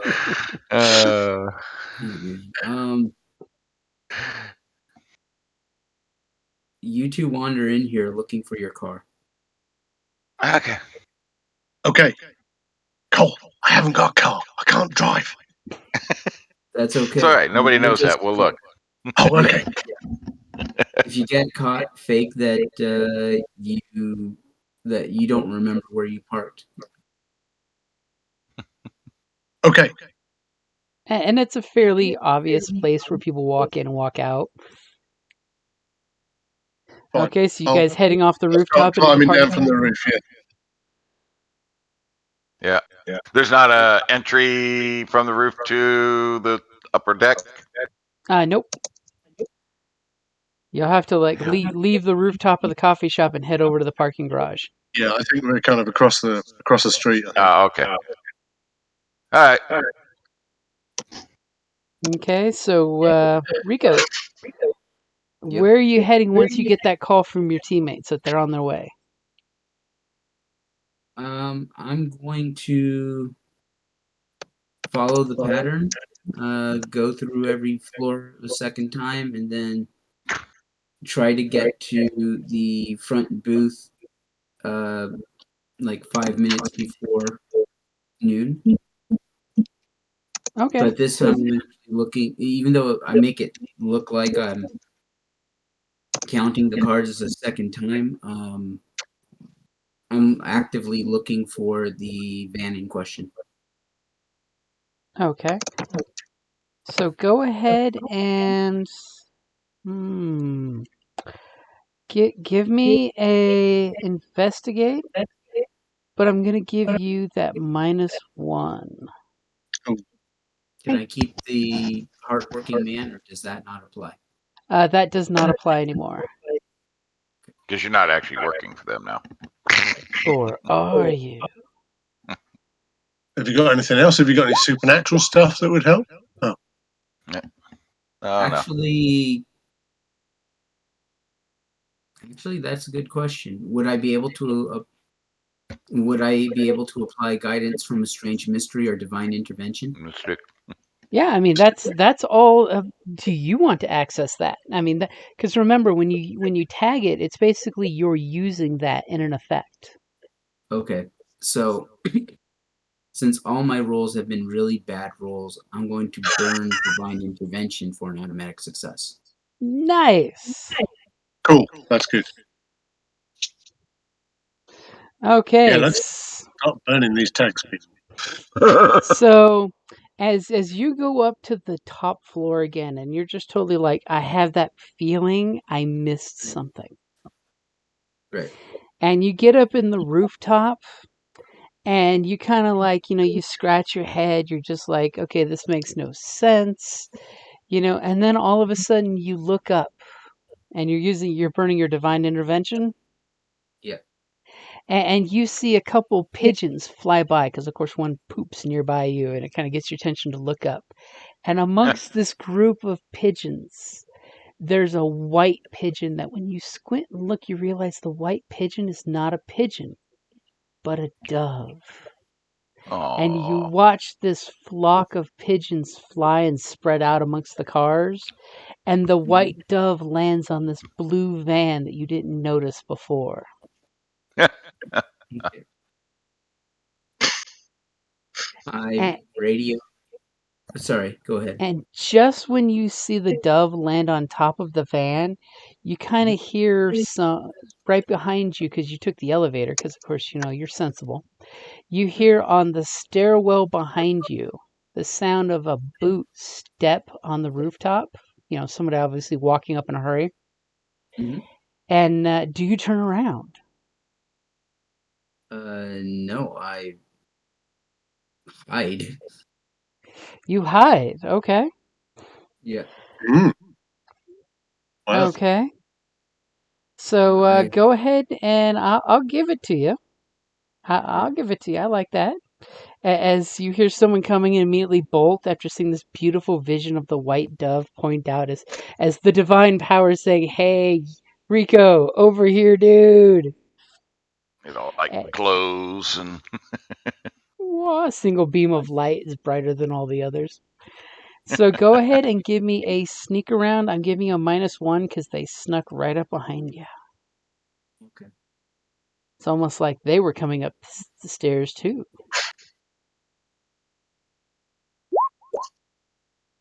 Nope. Seriously, man. As You are all of a sudden bombing these roles tonight.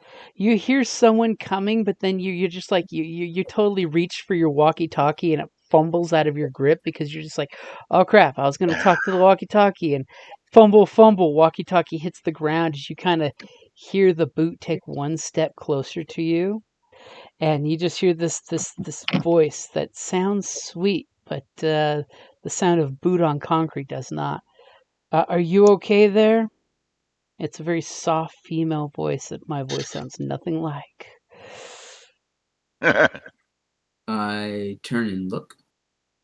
And you see, of course, you pan up, you see combat boots, torn jeans, and then a leather coat, and the woman that you recognize instantly as your eyes pan up and see Wendy's face.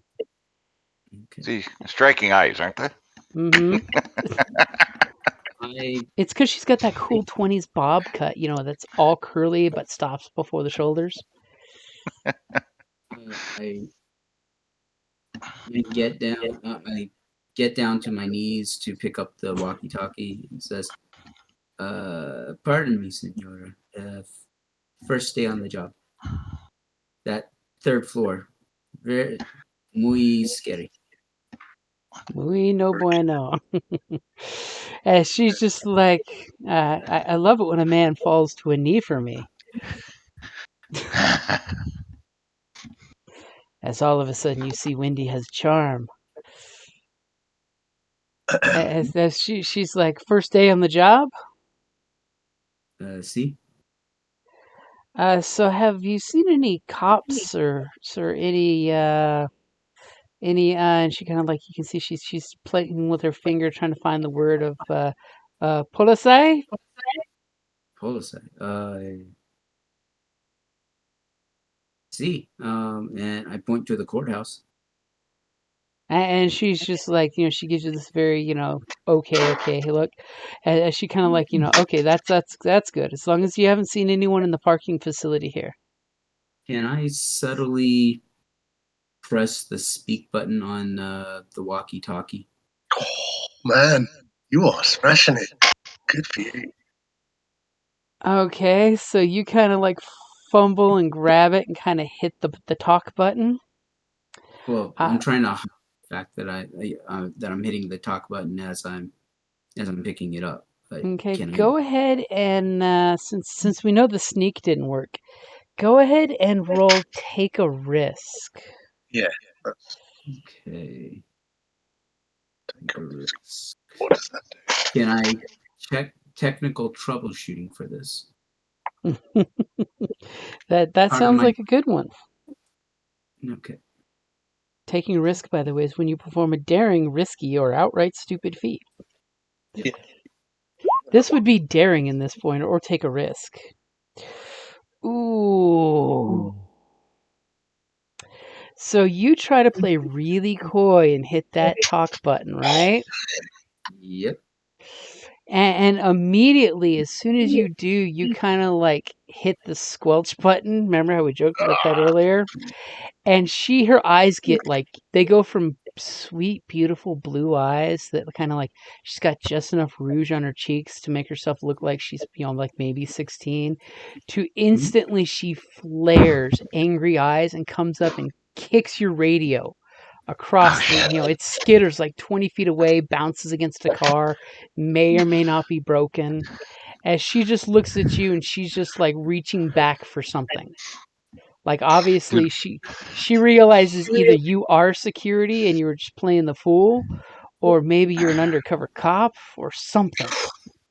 Yeah. So- I will bolt for cover. She's got to have a gun. And you guys on your radios, as you're making your way across, all of a sudden you hear this scuffle sound on the radio, a squelch, and then silence. Okay. I'll start running. Yeah. Okay, you guys get in the Come on. classic 80s, cop movie style running past people that are looking at you like, what? At one point, there's going to be at least one person whose coffee gets spilled as you run by. Yeah. Oh well. Love it. Sucks to be them. Awesome. Okay, so you guys know that Rico must be in some trouble out there. Rico's having Yeah. a hard time. Yeah, we'll start. We'll kind of run for the stairwell and start going up the stairs. Okay, not going to wait for the elevator, going to go straight for the stairs. Yeah. I think so. We're young, healthy. I'm an athlete.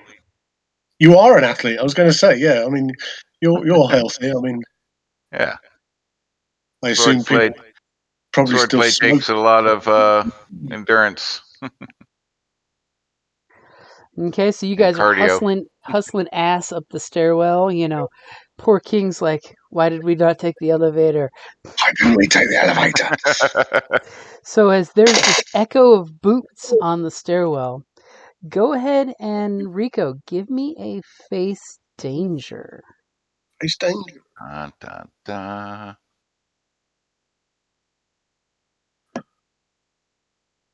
I'd like to check face dangers to resist. Is a resistance check of some sort, right? Yep. Well, basically, it's when you use the ability to avoid an incoming hit, endure harm, or resist a malign influence. Okay. Yeah.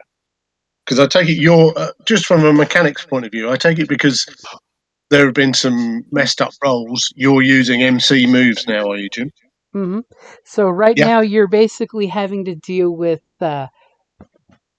It's going to be her whipping out her gun and popping a shot with a little Saturday Night Special, which is Saturday Night Special 2. And Cool. you want to be able to negate at least that. Okay. So I'd like to tag Back Alley Brawler. Ooh, Get in, man. that's a good one. Uncanny Parkour Artist. Parkour, so you're going to parkour over a car hood? Oh, man. And pulled around stem to avoid this attack. Okay, so you're using all the crazy skills. Yeah. Which is good because she's about to shoot you, so that's totally appropriate. You don't like lead poisoning? Okay, so go ahead and face danger.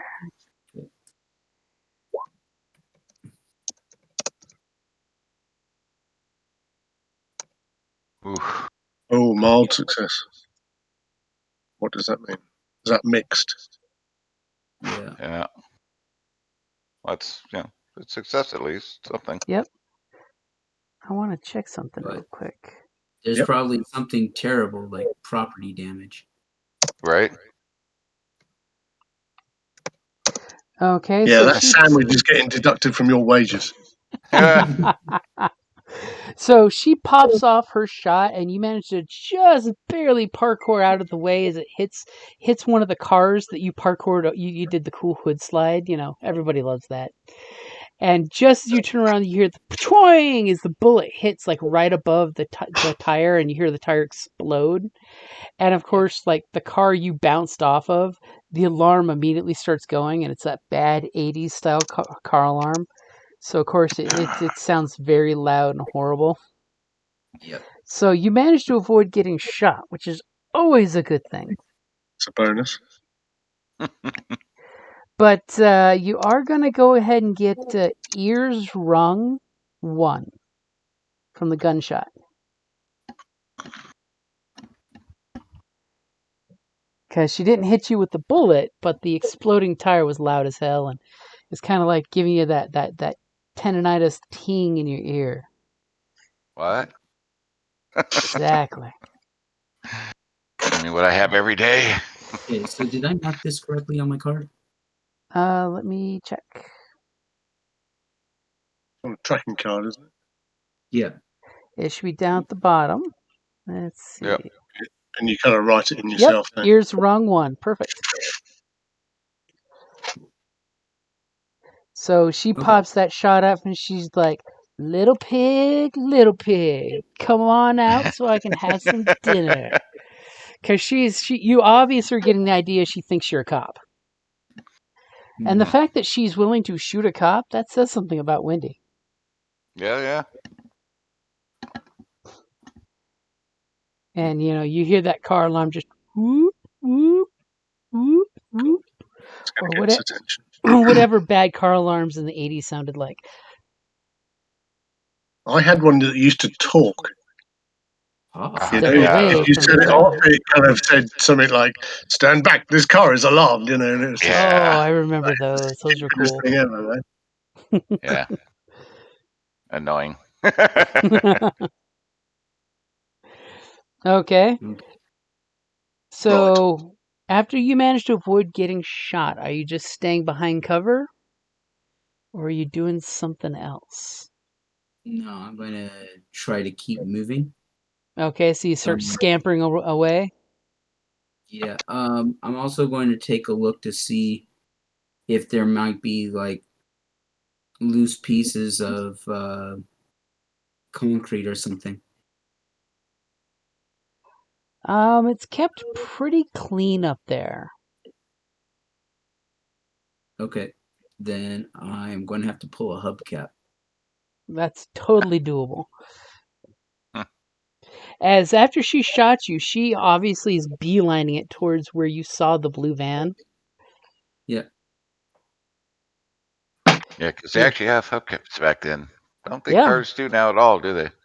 Yeah, I Some think do. that's a thing of the past for the most part. Yeah. Yeah, I'm going to pull a hubcap off a vehicle.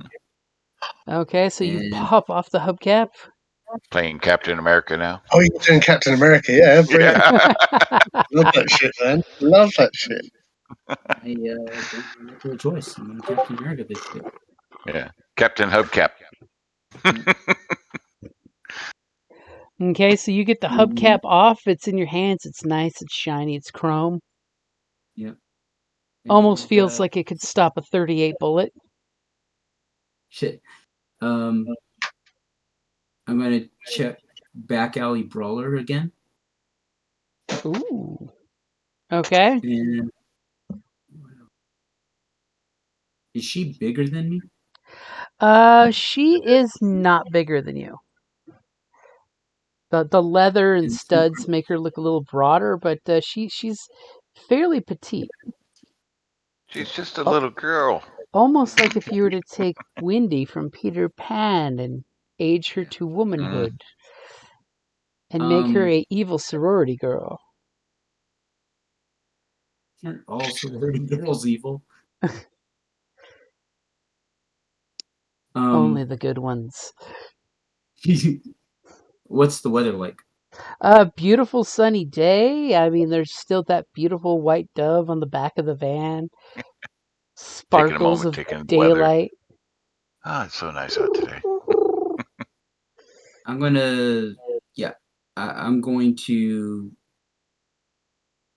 Captain America frisbee throw that hubcap at her, Get in. Ooh. then make a bolt for another vehicle on the way to the blue van. For cover? Yeah. Okay. Okay, so you're going to try to hubcap her. Yep. And this is what, go toe to toe or Yep. hit with all you got? You tell me which it's going to be. Each one has its own risk and its own Oh, yeah. reward. Go I'm toe to toe trying is a to- fairly safe one. Hit it with all you got is where you're throwing everything out and holding nothing back. Yeah. Okay, so which one is to wrest control? Because what I'm trying to do is That would I'm be the go trying toe to to toe. okay. Because what I'm trying to do is I'm trying to hit her in the legs so I could slow her down. You could also go with change the game for that, by the way. Yeah. Oh, could you create a story tag? Do you? Is that what that would be? Yeah. Like if you go with change the game, you could straight up go to create a story tag that she's basically, she's hobbled. Like if you throw that and hit her in the back of the knee, so she can't in the neck, basically get to the van. Now she basically would be delayed from doing that because that sounds like what you're looking to do. Yeah. Go In toe to fact, toe would be more of you're aiming for the back of her head to take her out. Hit it with all you've got is basically throw the hubcap through her and end her life. And yeah. changing the Well, game would be just if you want to, kneecap her, Tanya Harding her ass so she can't get to the van. Okay, so what I like to do is I like to burn guidance from a strange mystic Ooh. to make the miracle shot of kneecapping her and So use for the that game. one, I am going to ask you, how does the old one-eyed homeless man give you guidance? Because he's got to be involved.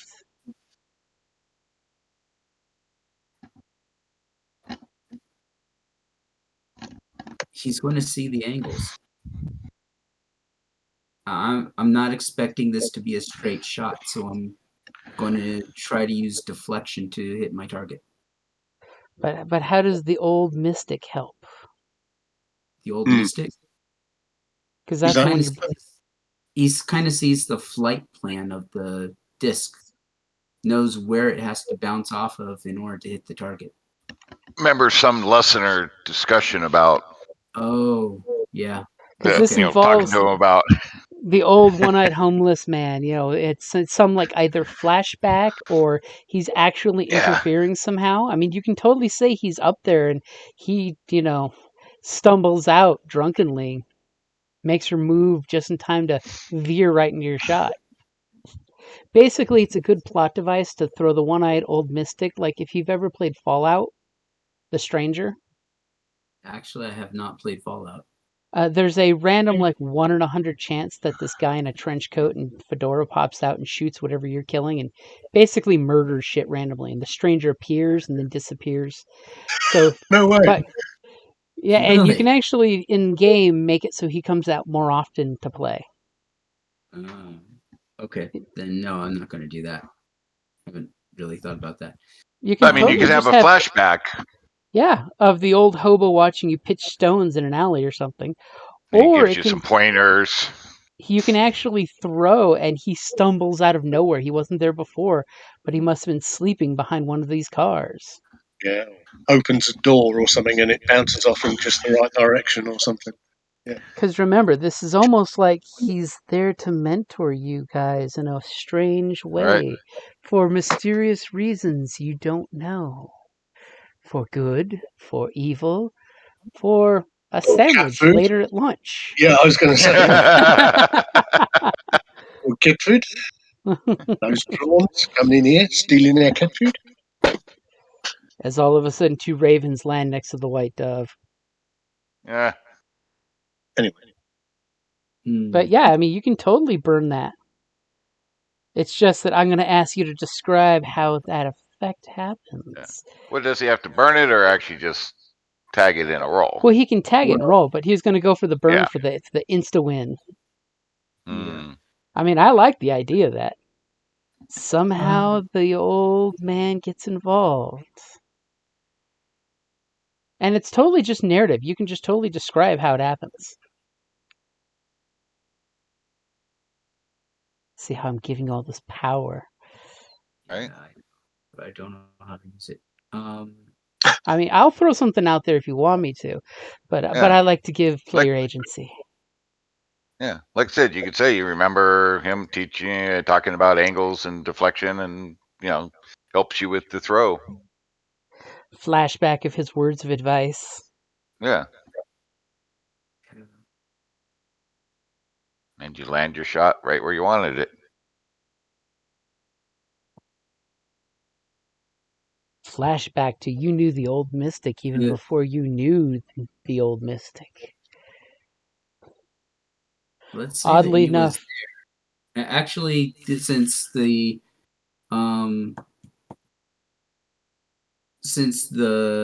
gal that hired me asked me specifically, "Are you here to steal radios?"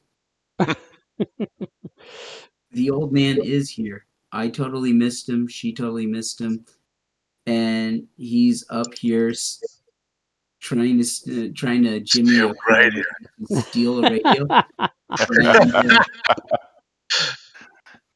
And he pops the door open just at the right moment so I could deflect, where my what should be a miss turns into a hit. you throw that frisbee of a hubcap, and the old man kind of stumbles out of the car with a radio in hand, with wires just dangling, and just a shit-eating grin on his face, like it's whiskey for dinner. And just then you throw the hubcap, and it ricochets, and then hits her right in the back of the knee, in that sweet spot that we've all been clipped by something at one point or another. And she goes straight down, and you hear her knee hit that concrete hard. Nice. And she just gives out this crying yelp. At the exact moment that you've still got that cool discus pose going, your comrades go running up the stairs and see you standing there, and the hubcap rolling to a stop. As the old man just kind of like looks at you and looks at them and gets right back in the car, like, nope. Whatever's going on out there, nope, and gets back in the car. Oh, God. Okay. So you guys get there just in time to see he's up there striking this cool pose. I'm sure one of you Hero want to say pose. poser.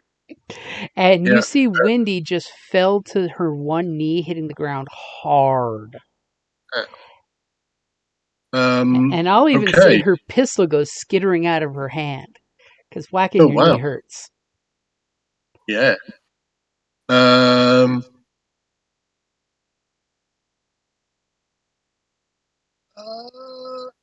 I'll kind of look at Cole, and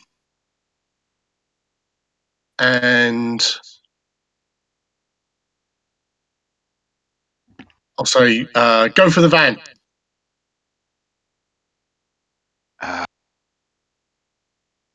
Really? I like how that's his response. Why don't you go for the van? I'll go for her. I'll go for the van. I'll run to the van. I'll run to the van. Okay, it is a bit of a distance. That's why she wasn't able to reach it yet. Okay, so you're gonna run past her to the van. Yeah, why not? Yeah. And as I run past, I'll kind of lift my hat a little bit, ma'am. I'm kind of and she just ultimately I'm still a gentleman, but angry kind of face. Yeah, and I'll kind of run towards the van. Okay, so you run past her to the van, and you see it's basically this dust-covered van. Its windows seem to be blotted out from the inside on the back door. You get a sense that there's somebody or something in the van, but not much more than that at the moment. unless Okay. you want to just try to fling the back door open, or run That up would to be the my plan. driver's side. No, the back doors, I think, would be my. Okay. Okay. And I'll yank on the handles.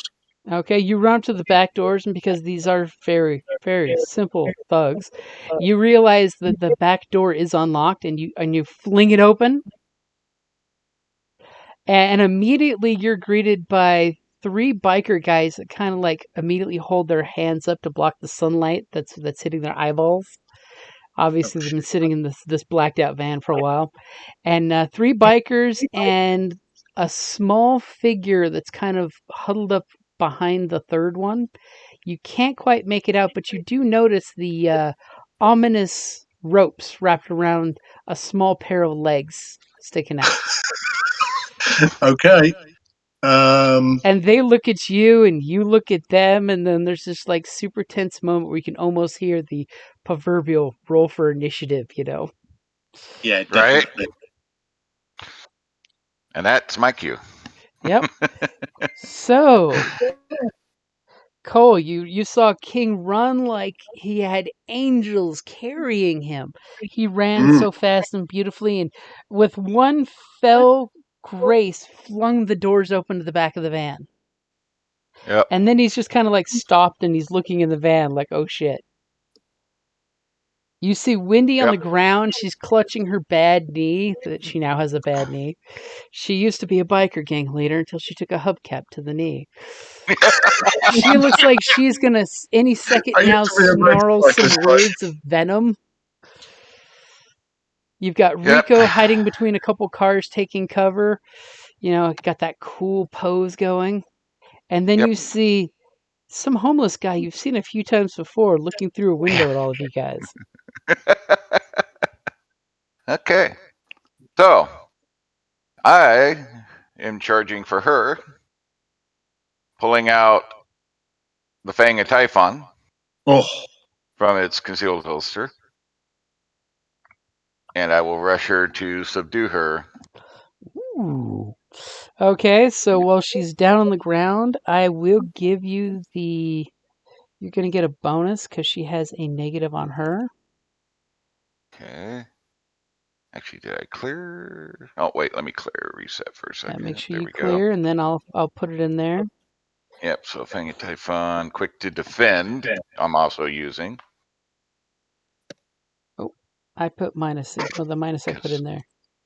Because she obviously fired off a gun. Yep. So we heard that. And you get +2 for subduing her because she is currently crippled. Nice. Then I Crippled guess I 2 don't is nice. I guess I don't need any other tags then. Okay. And I don't know if the weakness tag would come into play or not, but I mean, is she really defenseless or unarmed at this point? But I'm not striking her Technically, down. I'm gonna go ahead and never strike an unarmed foe. It's a good time to use that. Okay. Because she is on the ground, a little girl clutching her hurt knee with no gun. It shot a gun though, so Well, okay. you heard No, a I'm good. gunfire go off on your way up there. Please, mister, don't hurt me. So I need to click that then. Yep, perfect. All right. It's nice just sitting And that back watching you click it. and that brings an attention, right? Mm-hmm. Okay. All right. Are we ready then? And which one Yeah. am I doing? Is this a go toe to toe? This is gonna go toe to toe. Yep. All right. Here we go. Nice. Okay, so even though she's an unarmed foe, and for a second you almost feel bad for her, you heard the gunshot. Like you said, there was a gunshot. You see the gun not too far from her grasp, and your buddy was taking cover. She tried to kill Rico. So, Cool. I'm assuming you would like the first one as one of your choices. Yeah, probably. And so you basically get up there and you subdue her. Now, I'm assuming you would like to block, dodge, or counter any of their attempts, so you take no consequences whatsoever? um, Basically, you flawlessly take her down. Yeah, because she already has a power or a thing on her, right? She has a status 2 of crippled. Yeah. So okay. Yeah. So we'll do that. Okay, so you basically, you fight off any of her resistance and you immediately just pummel strike her with the fang. Yep. And she's just instantly knocked out because you're a gentleman like that. Nice. You do it as Well, quickly yeah. and painlessly as possible. Of course.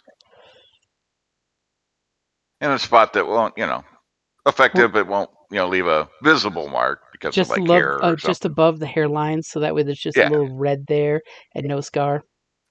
Yeah. Look at you being the nice guy. Okay, so you knock Wendy out and she just like falls limp to the ground, almost has this almost statuesque pose. She totally must be a femme fatale. Yeah. As this poor Cole's looking at a van full of guys, as Wendy just lets out this sad sound when she passes out. Rico's sitting there ready to find another hubcap because there's new weapons of choice. Street brawlers, you use what you got, right? He's all like, I like the hubcaps. Captain Hubcap. Right? Okay, so Rico, your boys have come to back you up. King ran to the van and threw the doors open. You saw that Rico came Cole came running up, not Rico. You're Rico. Yeah. Running up Mhm. and just pummel striked Wendy in the head just right to knock her out. She's out cold. What are you going to do? And at that exact moment, the white dove, by the way, flies off. I've had enough. I'm off. To pull the side mirror from the car that I'm at, Okay. and run towards the van. And is there any chance that I can reflect the sunlight off the mirror into the van? That's trippy. I like that. That is cool. Okay, so Rico rips the mirror off the nearest car. Another alarm starts ringing, goes running up there, doesn't know what exactly King is gawking at, but King is gawking at something so he knows it's danger. And you look up where the dove is flying into the sunlight. And you're divinely inspired to hold the mirror down at the right angle and attempt to blind all of them. I like that. That's a good one. So the question is, are you going with a change of the game or go toe to toe, or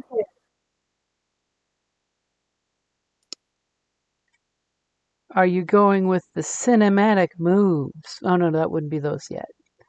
Yeah. That's not a hard choice. So you don't have to make the hard choice of this or that.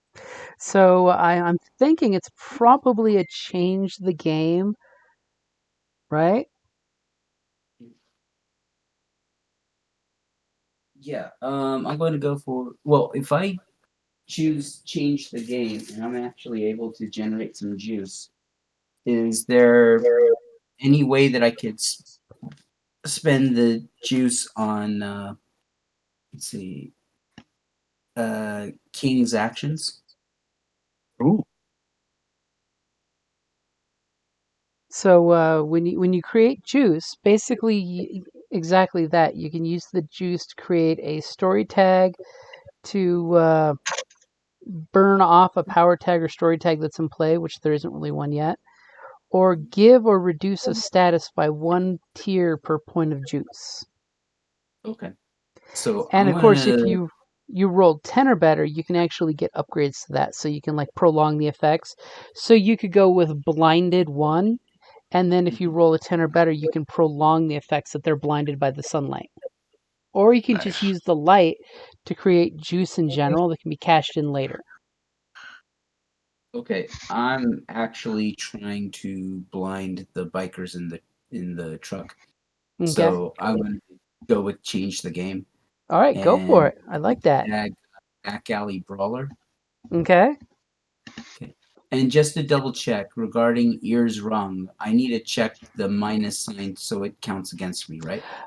Since no one is talking to you, I'm not going to invoke that one. Oh, okay. So from your point of view, Yeah, from I the have to camera, listen. you rip the mirror off and you're running and you're hearing that. And you have your plan. I mean, it's not like you're coordinating with anybody. You know, it's not like anyone's giving you directions. So even though your ears are ringing, you're just like, I'm lacking hearing right now. I'm going to make them lack sight. And flash them with the mirror. Got it. Okay, here we go. And I was going to say, is there any of the others that you wanted to use? I took a look through, and outside, I can't think of anything that would apply. Outside of Back Alley Brawler. Okay, so basically you flash the light with them and they go, ah! So are you wanting to give them status 1 of blinded? Best if I do. Okay.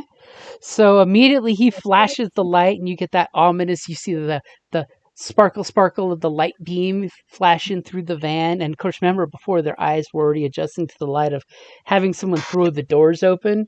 So when he flashed them all with the mirrors, they're all just kind of like grabbing their eyes going, the light, it's bright, it burns.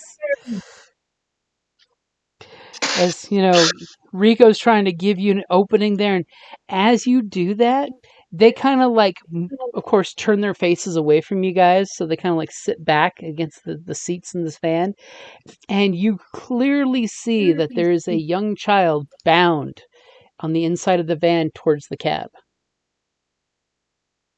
Can I take that opportunity to reach in and grab him?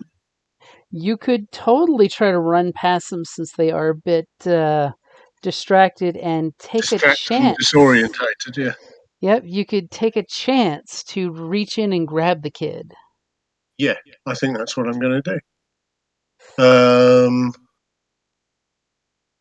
Just see if there's anything. Can I use the empathic connection between us to time this right with what Rico's just done? Nice. Yes, you can. Even without Okay. talking, you have this natural Yes. feeling of you knew this was his plan. He would do something heroic. Yes, why not? I like That's that. interesting. Now I've clicked it. I can't see what's behind it. Is there a reason for that? You'll Right. need to move your mouse around so you can see the other cards. Yeah. Oh, right. Yeah, I can now. Right. Okay. No, I don't think that counts.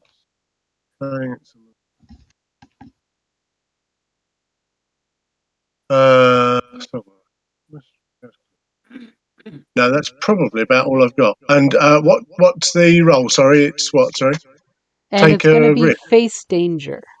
or face danger. Yeah. Yep. Okay. Because you're basically bypassing all these smokes, reaching in, and you're saving the kid with your eye on the prize. You know, you're just like, I'm not going to brawl these guys. I'm going to save the child. Yeah, I'm not a brawler. A 12. As you amazingly dive in, and these guys are kind of like, ah, and Rico's like wiggling the mirror to flash even better to give you an opening. You Awesome. dive in, grab this kid who's, of course, bound and blindfolded, so the light's not affecting him. But he seems to almost comfortably come into your grasp as you pull him out of the van real quick. And obviously, Cool. you've played in crowds, and you know how to go through crowds of people. So your Yes. Yeah. experience Push my way from through. Yeah. dealing with crowds at the club has taught you to flow in and out of people if need be. As like a Yeah. boss, you whip the kid out of the van.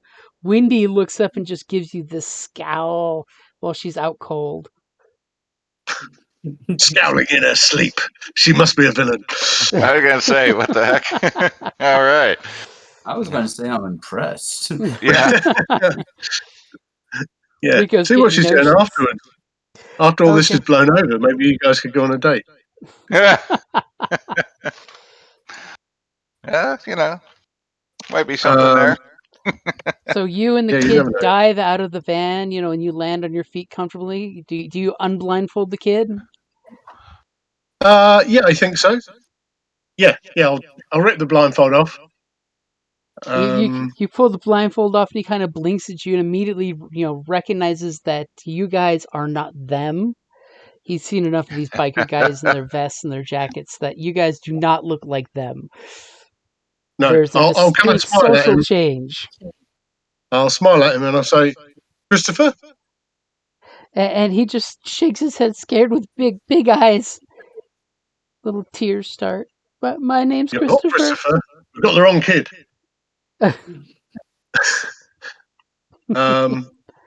Okay. Let's get out of here. And I'll pick the kid up and start running towards the exit. Thankfully, he's at that lightweight kid phase where he can be picked up like a monkey, one-handed. Okay, Yeah. so Rico, you're flashing light in these guys' faces. King dove in, zipped out. You look over, you see that Cole knocked her to the ground out cold. He's standing victoriously over her. Which one of you guys is going to go next? So I could try a little talkie with these guys. Convince them in the that they need to stand down. We're going to take off. They got their boss to take care of because I really don't want to have to hurt her if they do anything otherwise. Ooh. Okay.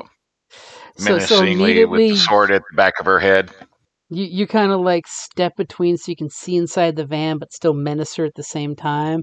As soon as you put the sword to the back of her head, you realize these guys are like, no, don't hurt Wendy. Don't hurt Wendy. And I will give you a +1, by the way. Nice. It's All almost right. like they've got a pathological attachment to her. And I put the +1 in there That's for you. all right. Yeah, that's Oh. called Stockholm syndrome. Let me get my thing up here real quick. All right, so let me reset it. There we go. Sorry. Go ahead. Oh, no problem. And then I will use the again my own kind of centric, some charming, and You've talked to what the heck? frat boys before. Yeah, and what the heck? Talk my way out of anything.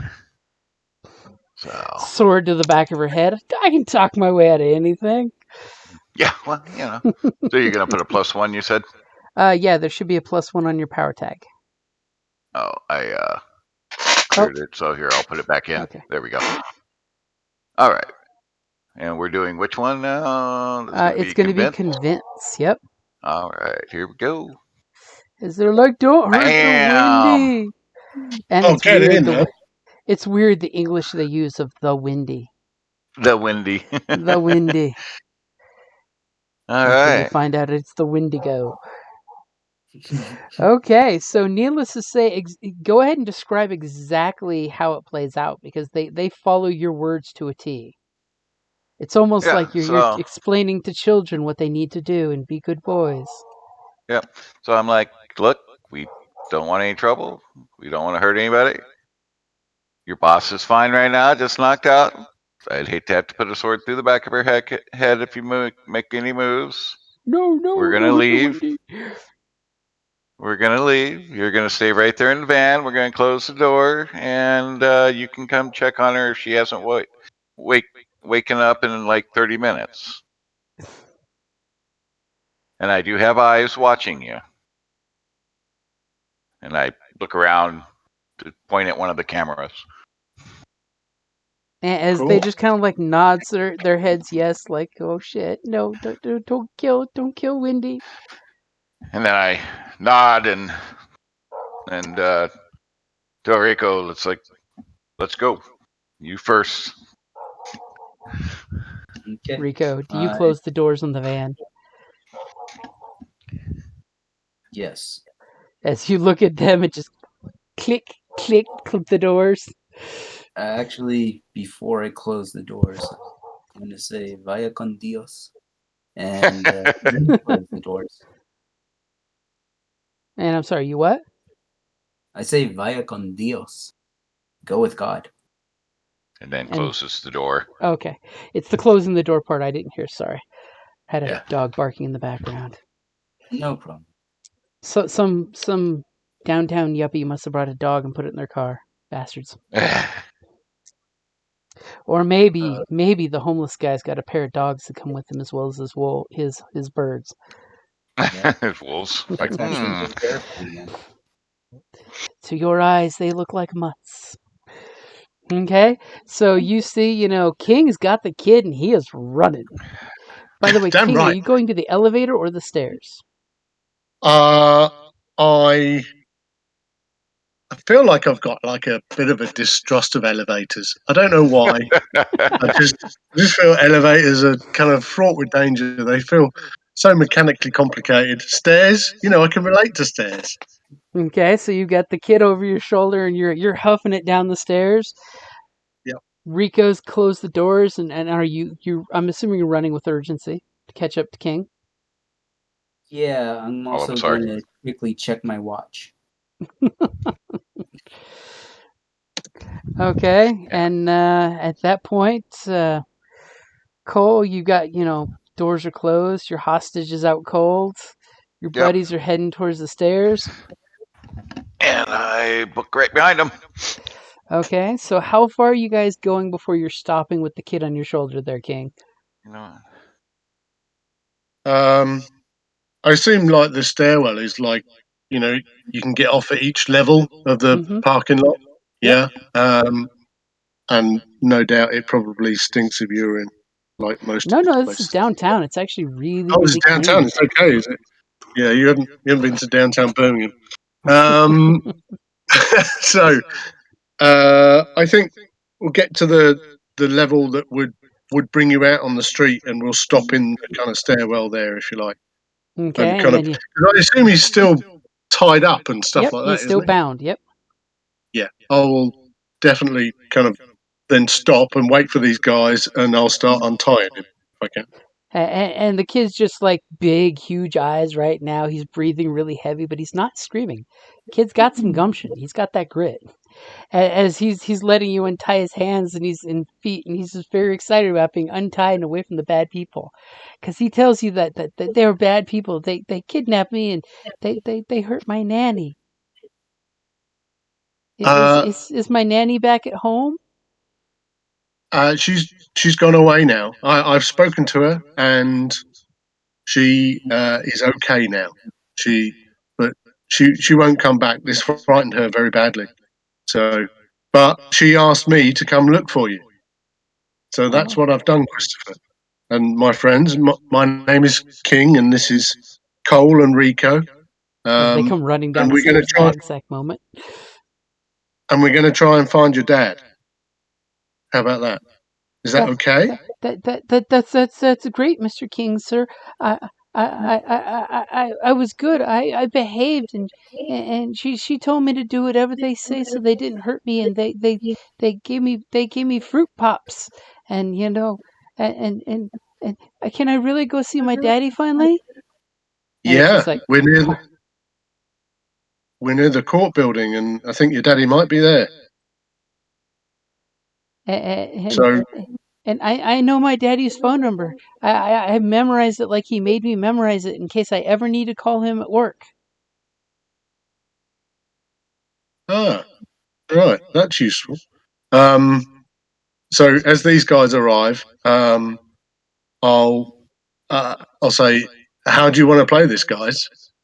We Uh, could just front it out and literally walk into the court building and find a yeah, I cop or a I security guard or something.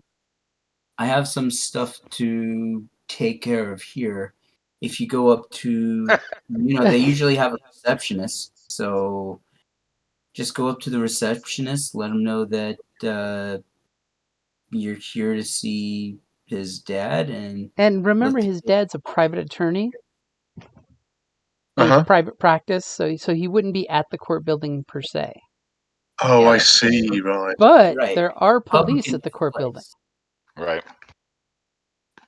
I mean, we could go find the place. Go, hey, you might find some people on the fourth floor there. Uh, Uh, of interest.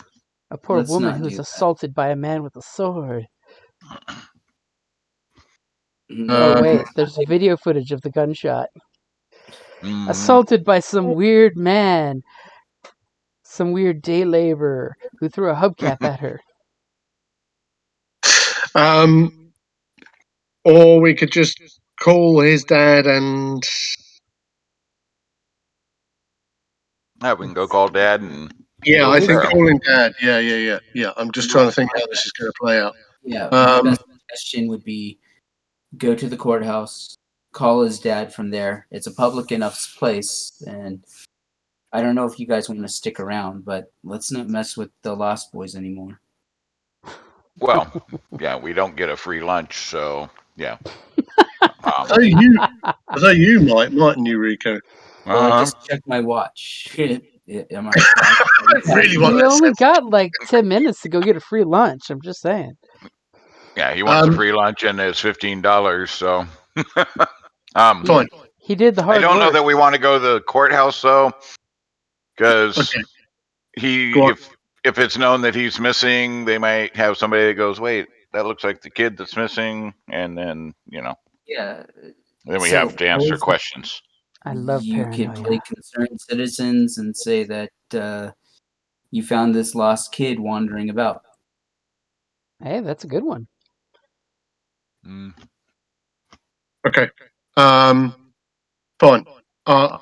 Christopher, we're going to go across to the courthouse and we're going to see if we can phone your dad and get you back home. Okay. Oh, I've been to the courthouse. It's a big building. It's where Yes. all the legal things happen.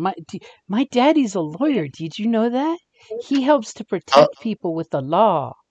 He's like a Wow. superhero. Yeah, you must be really, really proud. I'll tell you what, let's go and see if we can find him. How about that? And I'll take him by the hand, and it's just across the street, and I'll start walking him across to the court building.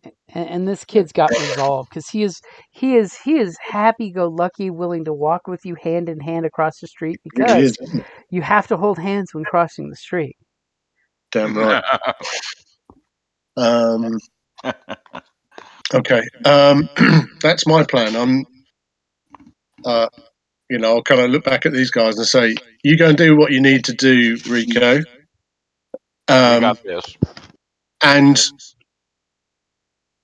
I'll kind of get a bit of a steely look on my face briefly, and I'll say, "Don't forget what they did to Lorraine."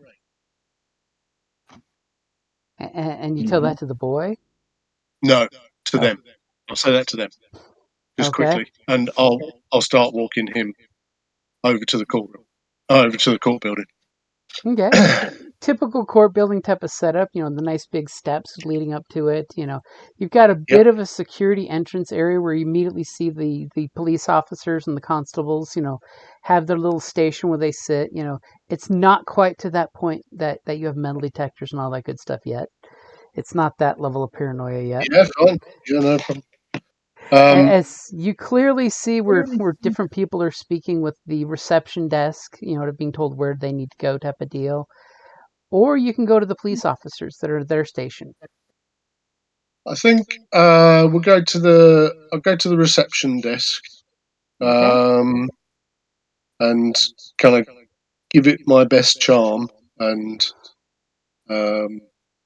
just say, to the person on the reception, whether it's a man or a woman or whatever, I'll say, It's a gentleman. He immediately looks up at you with full attention, as he's doing this magical thing with paperwork at the same time.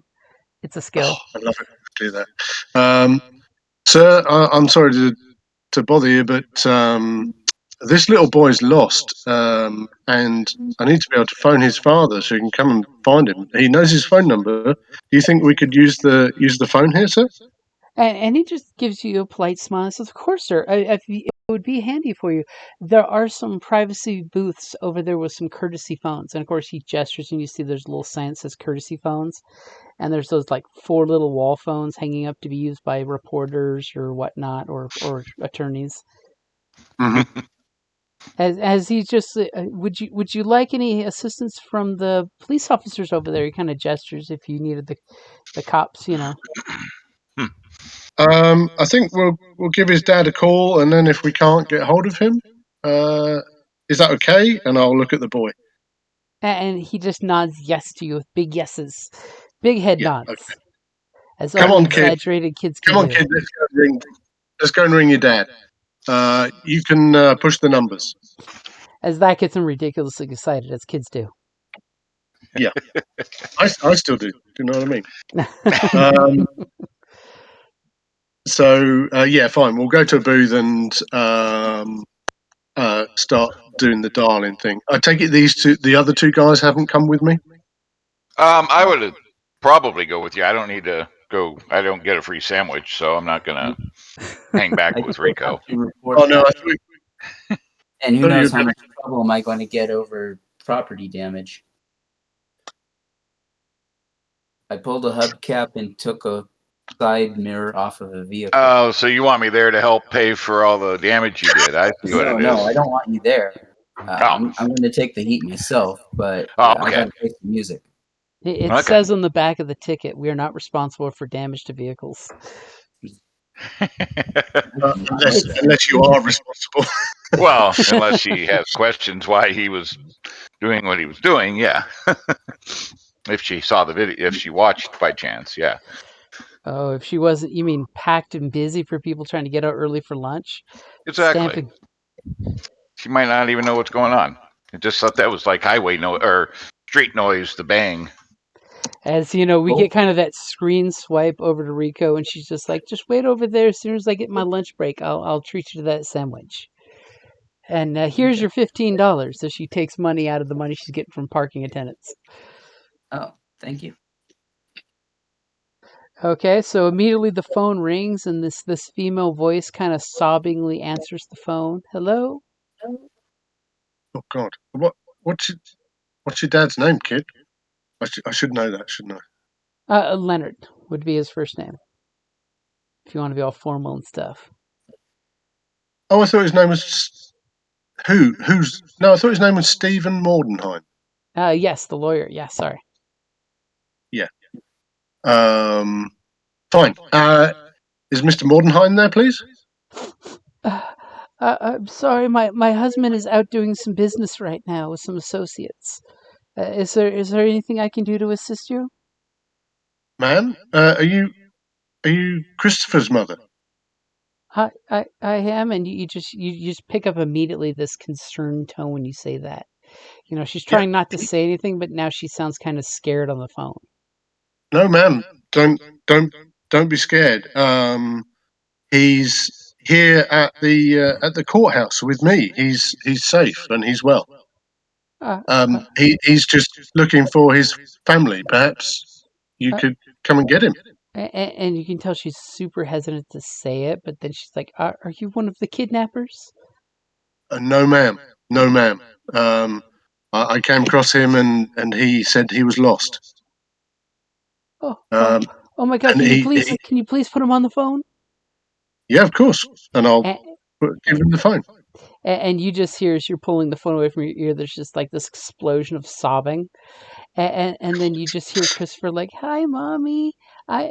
This nice man, he found me and he took me to the courthouse where Daddy goes to work. We're on. They have free phones that you can use on the wall called Courtesy."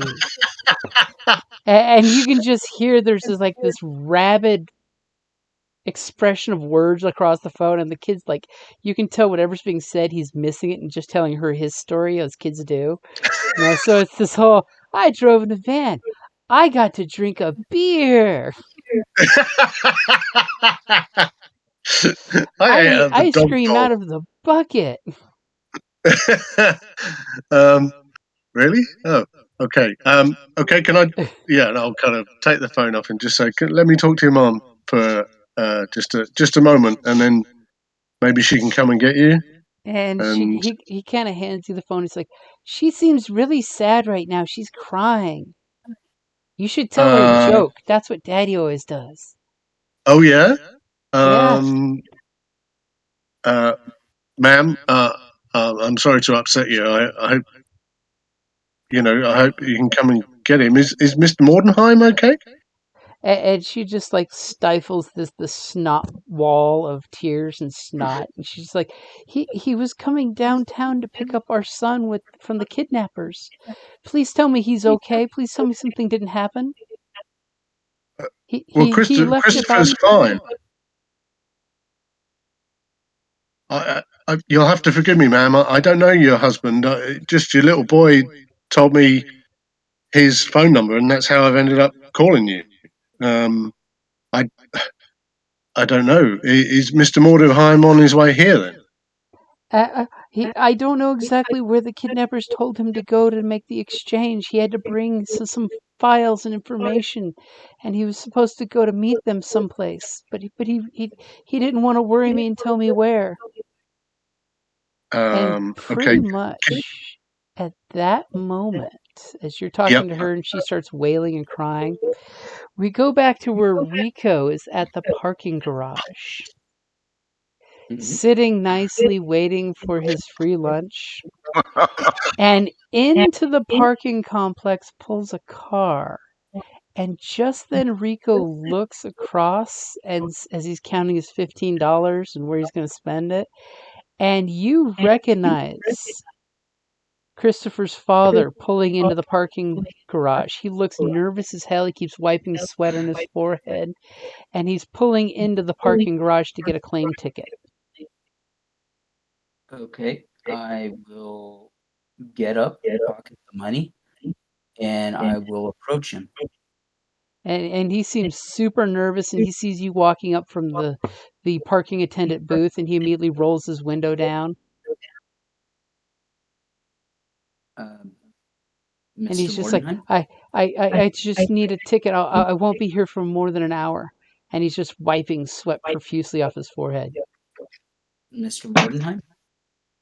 And he kind of squints his eyes like you and kind of makes this face, kind of scrunchy face, and he's just like, are you one of them?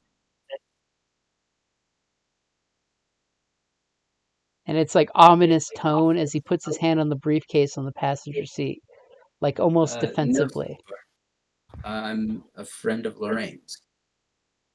And he just kind of like gives you this look like he's not sure if you're being mean, cruel, or how you're involved in the situation.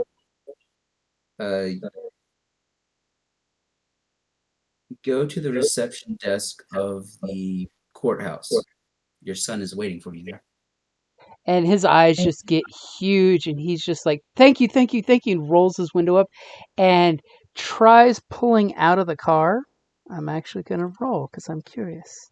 Cole, this isn't you personally, by the way. Yeah. Actually, I had you conveniently up, so.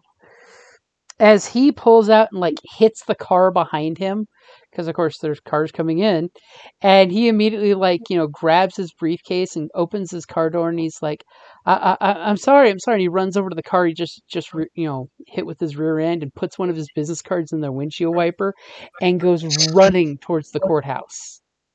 Okay. With his briefcase in hand, car still running and everything. I'll calmly get into the car. Okay.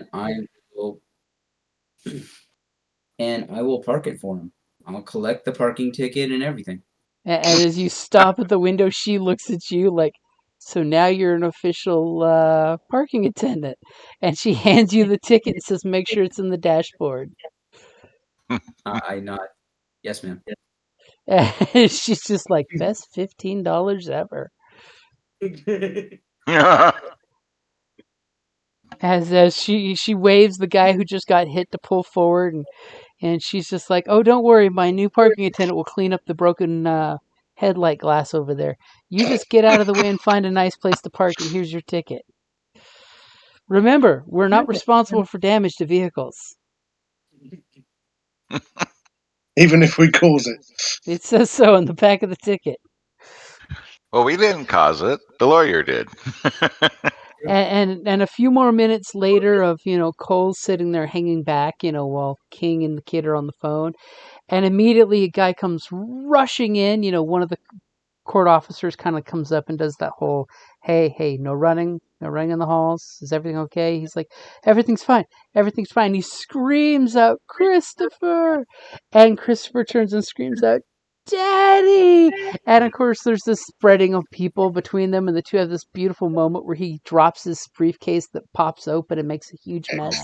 And his boy jumps into his arms, and he spins around, hugging and kissing his boy in the head. And he just like, who are the people that saved you? And of course, the kid immediately points over to Cole and King and says, "That's the king." Everything is that's the rule of thumb. I'll just kind of at a distance. I'll just kind of raise my hat and put it back on. As he has death grip on his son, comes over and says, "Thank you, thank you, thank you. You know, if there's anything I can ever help you with, I'm a lawyer, and you know, what happened to those bad people that took my child? What happened to Lorraine?" I don't know, sir.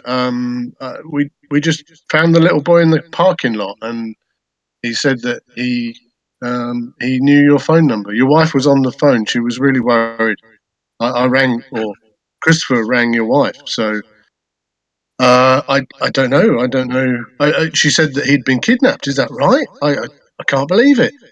And he starts kind of like, just info dumping on you, but immediately you hear the what on the phone that you're holding. The wife is still listening in on the conversation. And he's like, Oh, right, okay. Lorraine, and you should speak to her, and I'll give him the phone. He takes the phone and starts yelling into his like, I've got her boy, I've got her baby boy. And if you're wanting to make a clean getaway, this is a clean getaway moment. You're right. Okay, so there's this beautiful scene happening with kind of a crowd starting to form. And we just walk away into the crowd. Yeah. That rocks, man. That really rocks. As you guys go walking down the steps with this beautiful feeling on your shoulders that you did good things. Camera swipes over to the local deli where Rico's sitting there having this delicious double meat sandwich. At least you get lunch out of this. I hand you guys the $15. You're rich. And pretty much, unless there's anything you want to touch base on, you guys are wrapped up with the case. So this would be a good time for the downtime montage. Unless there's anything you wanted to go back to touch base on. I would just. Villain epilogue. The what? Sorry. Say again, Neil. Is there an evil villain epilogue? Oh. Well, there might be as part of the montage when I get my turn. I was wondering. I mean, if we sit down and have lunch with Rico, I don't know whether if we discuss the point that, well, look, if those guys are still in the parking lot, maybe there's an anonymous call to the cops. I don't know, because bear in mind they still killed Lorraine. Well, I told them they had to wait 30 minutes. So unless she wakes up before that, they're probably sitting there for a good 30 minutes. There could always be an anonymous call. Maybe one of them is missing a patch, which might have been found at a crime scene. Well, if we do that, do you think that they would that they themselves would pull us into the entire story? Well, no, it's anonymous. We could just except for the camera. But when they get they would investigate. They get questioned.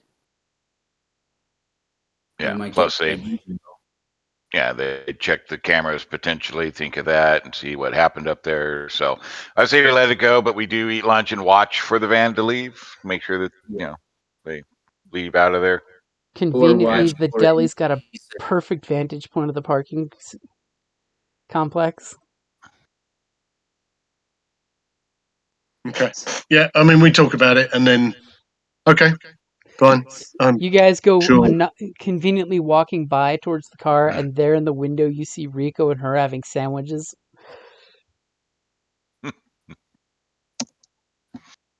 Time for shawarma. I actually step away for a moment, and I'll meet up with King and Cole, and Yeah. I will hand them the $15 so they can buy their own lunch.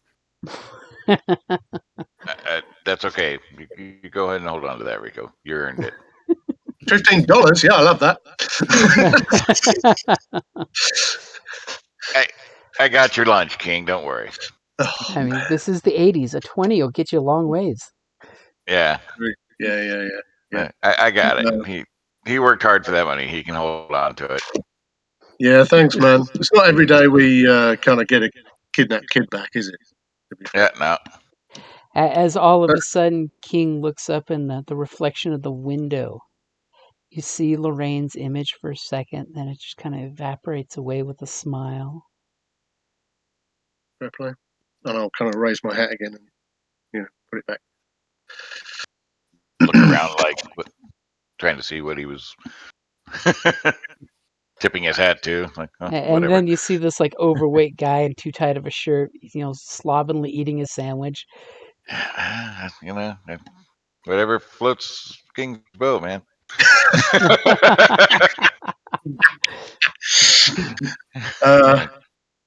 Yeah. Well, yeah, I guess we'll eat lunch and chop it up and laugh at some jokes and Yep. Okay, so you guys have lunch montage where you're giving Rico yeah, why crap not? in the booth next door. Okay, Yeah, so why not? then we have the montage downtime. You How does successfully that work? solve the case, and this basically is what you guys are doing between cases type of deal. So you've rescued the kid, the villain has his little monologue of the child's been returned and the evidence is still there, so he's probably going to go to court and have bad things happen. But that's Mm-hmm. how the legal system works. It works as intended when it does. So for the montage, this is kind of what your character you basically describe what your character does between cases. It could be days, could be weeks. Kind of is up to you guys. So for your downtime, you have choices. You can do one of these things. You can give attention to one of your logos, themes, and then just tell everybody at the table what you're doing to give it to mark and attention on that. Basically, just means you're doing that stuff. Like if your logos was soccer mom, if you're spending time with your family doing the soccer mom thing. Mm-hmm. Working the case kind of really isn't a thing right now since you solved the case, Right. and you don't need any clues to work forward. Then you have exploring your mythos, which is telling everyone which mythos you're exploring and how you do it. So, like if you were doing the Spider-Man thing, spending time on rooftops, practicing your web shooter type of thing, using the mythos. And then you gain one clue with a method and a source based on your description to give attention to your mystery theme. So it basically just means you're exploring what you are as a mystical creature. Then you've got Right. preparing your next activity of telling them what you're doing to prepare. You can choose to recover all of your burn tags or gain 3 juice with a method based on your description. And that basically would give you juice to use for, just like would change the game, you could have juice prepared for you were doing something for the next case. It could be you were cleaning the car, tweaking it, doing something like that. It could be that you were just doing research into criminal law. It all depends, of you can use the juice as needed in the future, which is the nice thing Right. because you can bank it. Or you can recover from your last ability. So if you have an ongoing status effect, the MC will tell you if and how it can be reduced during your downtime and by how many tiers. So, like ringing ear. So you're going to go get some eardrops or not wear your headphones for a weekend. Do not go to that rock concert. So those are the options of what you can do for your downtime. So the big one is usually either giving attention to mythos or logos or recovering your burned abilities or recovering some status effects. Cool. All right. And when do the cinematic moves happen? It's not like we've done any of those, have we? Those are basically at the wrap up. Okay.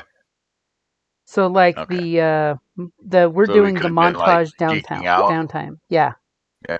Geeking Geeking out out is after during credits. basically we just pretty much the montage downtime is what I was just talking about. If you click it, Yeah. you'll see it pops up with the what are your options. Yeah. Okay. Oh, okay. I see. Cool. All right. Well, I think for myself, I'll probably end up like feeling happy, feeling good, be back, like, working on my gadgets for every situation there, kind of exploring my electrical and, mechanical kind of prowess. So you're exploring your mythos Yeah. for adaptation. So what does that montage look like? Are you Yeah. totally Probably pulling a goes Tony back. Stark in the lab? Yeah. Going to the lab, kind of private, and working on like figuring out how these weird effects occur, because that when I do things that not fully aware of yet, how things seem to always work out when I work on things and do things. It wasn't what you started out making, but it's what you ended up getting. Yeah. Who knew a bucket full of ball bearings comes in handy that way? Right. Okay, so Cole is doing his science thing in his gadget room. Is there any other way that burnt power tags get renewed? Pretty much it's just during downtime. So it basically Is means it? that you're working on getting them back. Sure. Yeah. Okay. On the And plus side, you get to recover all of them. yeah, I mean, I've only got one burnt one, to be fair. So I don't know whether it's worth doing that or doing a. And what happens when you fill up the attention track? Basically, it's going to evolve your character's trait. So if you look at, let me pull up one of yours. Do you add another tag? Basically, you would get one more ability for it. Right. Sure. Okay.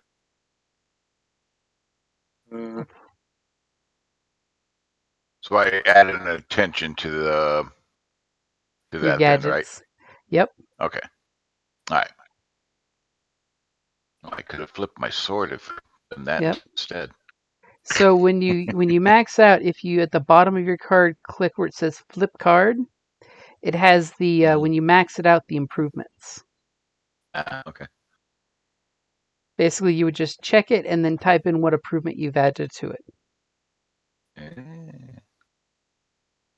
Now, is there a way that I think you said there's like a algorithm so that could actually become a mythos? If you let it fade, so logos crack and mythos fade. So if you're basically ignoring your superpowers, if you pull like Thor, the 80s comic book version, where basically Thor was a human doctor instead of the god of thunder, he let his uber stuff fade into logos, and logos turn into mythos. Okay.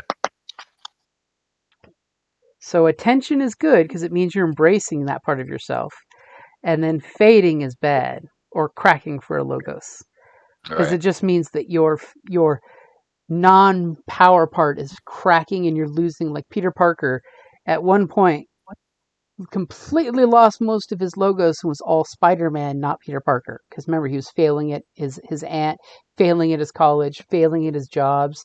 He was only focusing on Spider-Man. Okay. Of course, you don't ever want to go to four mythos, because then you basically become a god for a small amount of time before accidents happen. Right. Bad things happen. Okay, so King, which one are you going to go for? How just to remind me? So in in in game, how do you get attention to a thing? Is it by using your flaws? Yeah, it's by using your flaws. Right. Okay. Because I've got attention on some things, and I couldn't work out why. But now there's an option, isn't there, in the montage to get attention on a certain thing? Yep. Hmm. Yeah, basically, it just means narratively telling. Just explain to us how you're embracing that part of your mythos. And It means does it have to specifically kind of seek to answer the question that is the part of the mythos it or can the definitely, because that's kind of one of the end goals is to get that question answered, but it doesn't yeah. have to. It could be that you're exploring aspects of your mythos. It could Okay. be that you're not trying to answer your question, but you're playing your instrument to summon more spirits to see what other ghosts you could help. Yes, You I think that's probably what I would do. Is I don't know.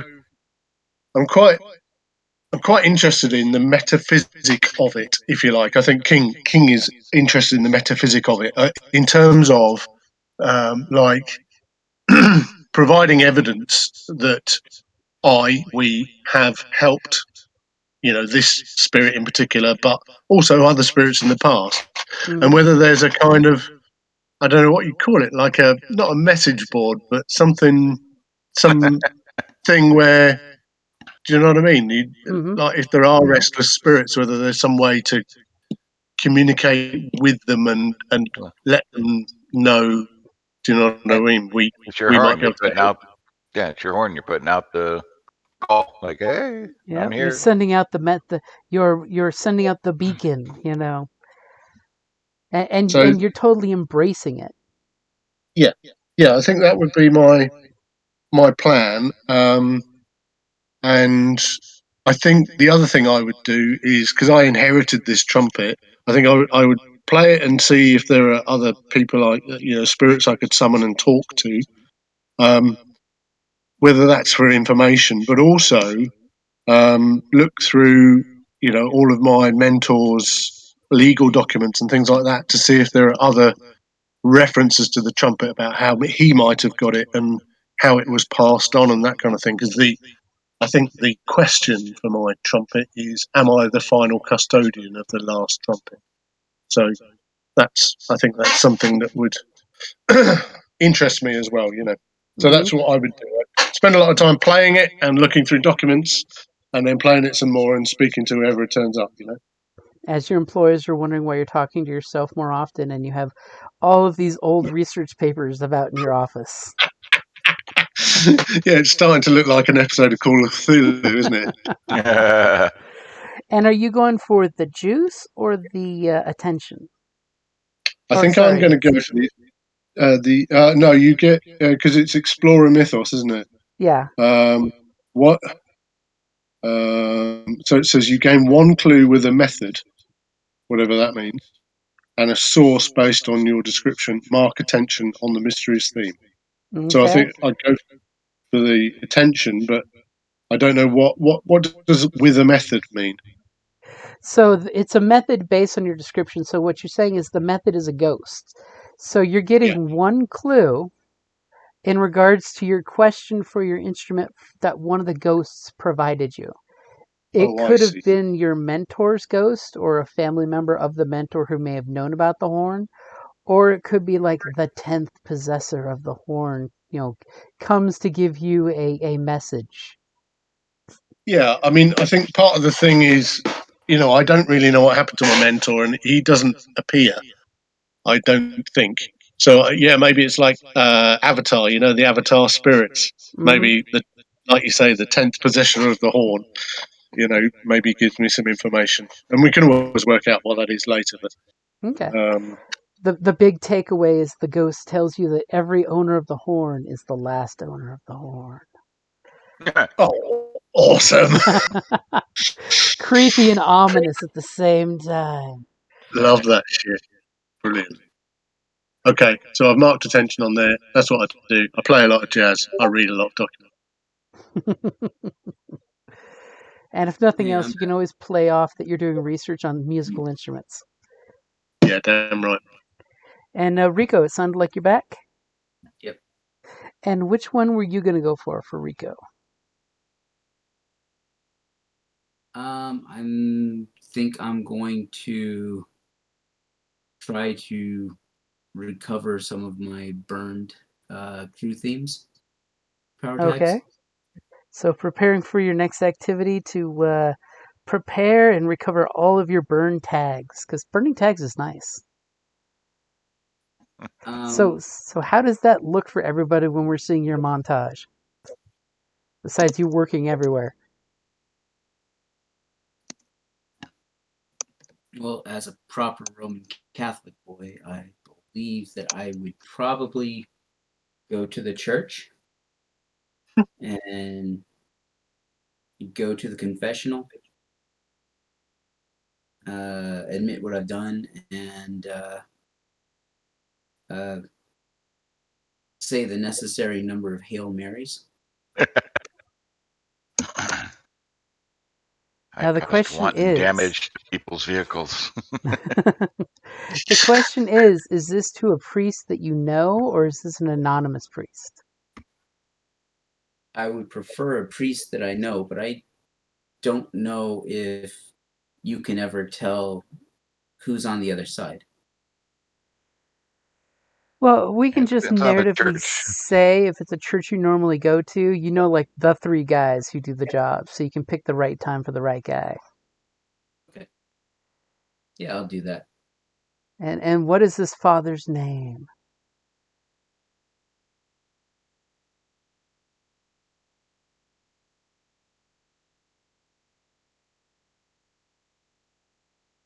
As there's silence, and I'm worried that I get this. Let's make him Irish.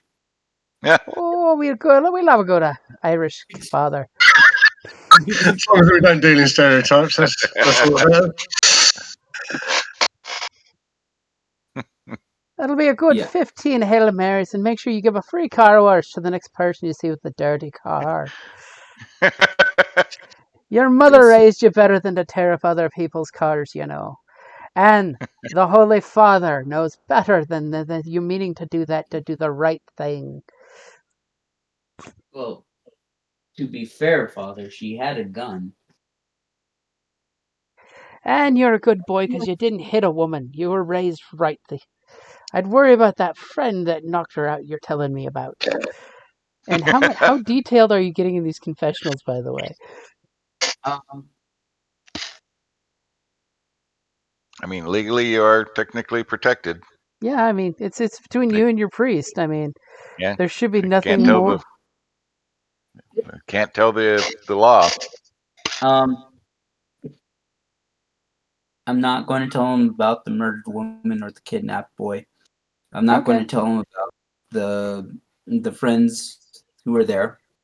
I'm Okay. going to tell him about basically how I got this how I ended up getting this temp job and ran into some ne'er-do-wells at the workplace and what I did and the fact that I didn't admit what I did to my boss because I didn't tell her that I chucked the hubcap or that I tore the side mirror off the vehicle. Shame on you. Yeah. As he gives you the little penance, especially giving somebody a free car wash. Okay. And if you look out in the church parking suspiciously lot, specific. there's many widows out there with dirty cars, if you get my meaning. Would it be okay to borrow the cleaning supplies from the cupboard? You know where the hose and the scrub brushes are kept. You're a good boy. You're a good boy. Yes, Father. And this penance of yours will help recover all your burn tags. Oh, bless. Yes, Father. So I will actually start with the cleaning of the cars. Okay. I may get yelled at by complete strangers saying, "Why are you washing my windows?" But There's a few little old ladies refusing to pay you a nickel. oh, that's sweet. And if I, whatever I collect, I'm just going to put into the. I'm sorry, I'm not Christian. I It's don't know okay. what the The donation. Alms donation box? box, yes. Yeah. Yeah, donation box collection. Yeah, Alms. Yeah. that's the one. I'll put whatever people think they feel the need to give me directly into the collection box. As some people tip you for being a nice person. And then I'll do my 15 Hail Marys, and I'll call it a day. Aww. Okay, so that was our montages. So next comes out the Geek Out during credits, which is basically just us talking crap if we want to talk about crap. Okay. And so how has the crew grown this session?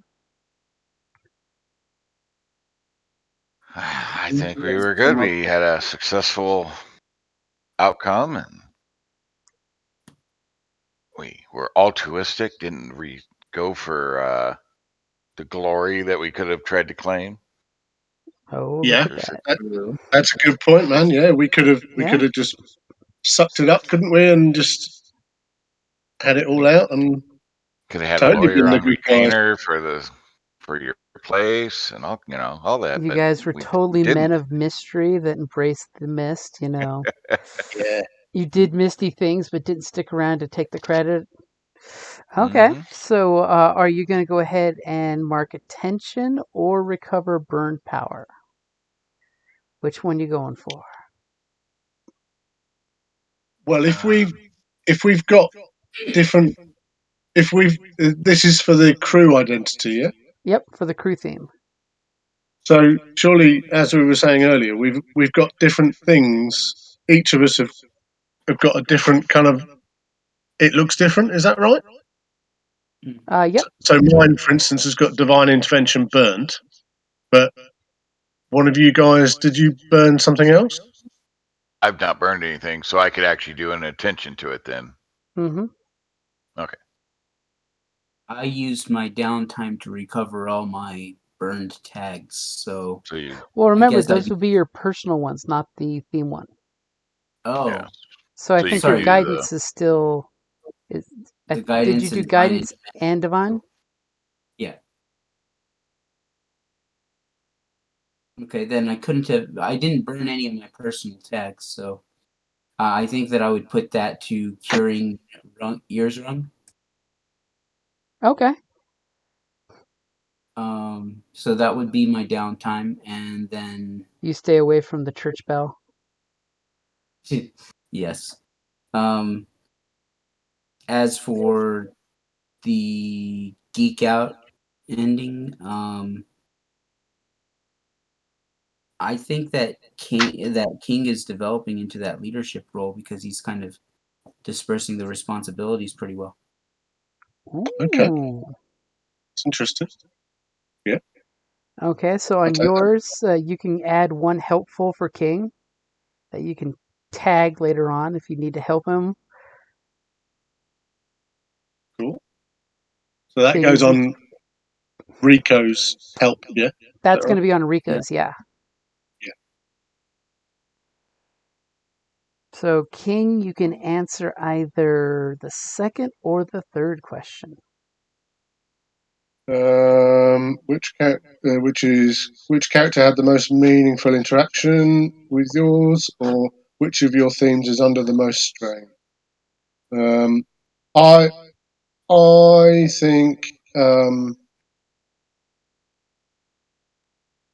Well, I think the fact that Rico and I coordinated on that little. I mean, the fact really it all worked out really well, didn't it? But I'd say Rico and I kind of had a moment where he did a thing and I did a thing, and we got away without really being hurt. Aww. And no, I thought that was spot on. So I'm going to say Rico had the most meaningful interaction. Although, to be fair, Cole was pretty badass. Just did what I do, man. See, humble. I either talk or I take the sword to him. Talky, slashy, slashy. Right. Okay, so make sure you add an additional help for Rico because you guys are. Putting these? So on the last on tag on character card. Yep. On the right, where your name is. Oh yes, I see it now. And you've got the little up and down buttons for the help or the hurt. So that I believe will put you at 2 for King. Yep. Or for Yes, Rico. it did. Yep, Puerto got Rico, it. Okay, yeah. done that. So And does vice that versa. leave David with the last one? Is that right? Or doesn't it work like that? Oh, Yep, well, I did the first one. I did the The attention. group one. Oh, you did. Yeah. Yeah. So we will say that wraps up the geeking out during credits. Cool. And we'll have to Great. touch base with Guntis and find out what's going to make sure he's okay. Yeah. What's going on with him? Yeah. Yeah. Do you have any other dates in mind? Let's see. December 4th or 11th, which is good for you guys? Sorry, did you say December? Uh-huh. Mm. 4th is the only one I can do out of those. I think I'm actually away on the 11th. Pre-Christmas, Christmas with friends. Because we're allowed to do that now. That's a good thing to All do. right. Mm. 4th looks good in my book. Yeah. I'm hearing a theme of the 4th. On the 4th day of Christmas, We had game. there has to I be think a we rift did. of Santa Claus involved. Oh, Oh, no. excellent. Look forward to it. Only it'll be the pagan Odin Santa Claus. That's not Or good. nasty little elf, or the or what's the horn dude? Oh, Krampus. That's a good one. Yeah, Krampus. There we go. But do we want more kidnapped children? Not really. No, I've done that. Done kidnapped children. Yeah, been there, done that. So and we're you all recovered looking him good with for the so first. little violence. Right. One precision hit, and it was all done. Well, That's it. 2. One crippled, and I finished it. She used to be Yeah, a motorcycle princess, and then she took a hubcap to the knee. Yeah. I used to be in a major NPC like you. Hubcap to the knee. Don't tell me about that Genesis. Some of your roles were dog shit, Neil, weren't they? Oh, That yes. was terrible. The dice were very cruel today. Yeah. Yes, they were. But that's okay. It's all according to the script. Yep. Yeah. Right. Yeah. As the fates So dictated. I can do either the 4th or the 11th. I don't have anything scheduled yet. 4th is good with me. Yep. Sounds like 4th is the most likely date. I went ahead and 4th put then. it in the group chat just to make sure. And Yep. apparently I No problem. also Yeah, I can touched see that my now, yeah. talk to type, and it's typing everything I'm saying. That's always fun. Sweet. It always throws me when you guys put the dates the weird way around. Oh, yes, the day, the month, the day, the year instead of the Yeah, other way which is around. crazy to me. It just logically doesn't make any sense, but I get it. Cool. Alrighty, guys. I will go grab Cool. me some lunch.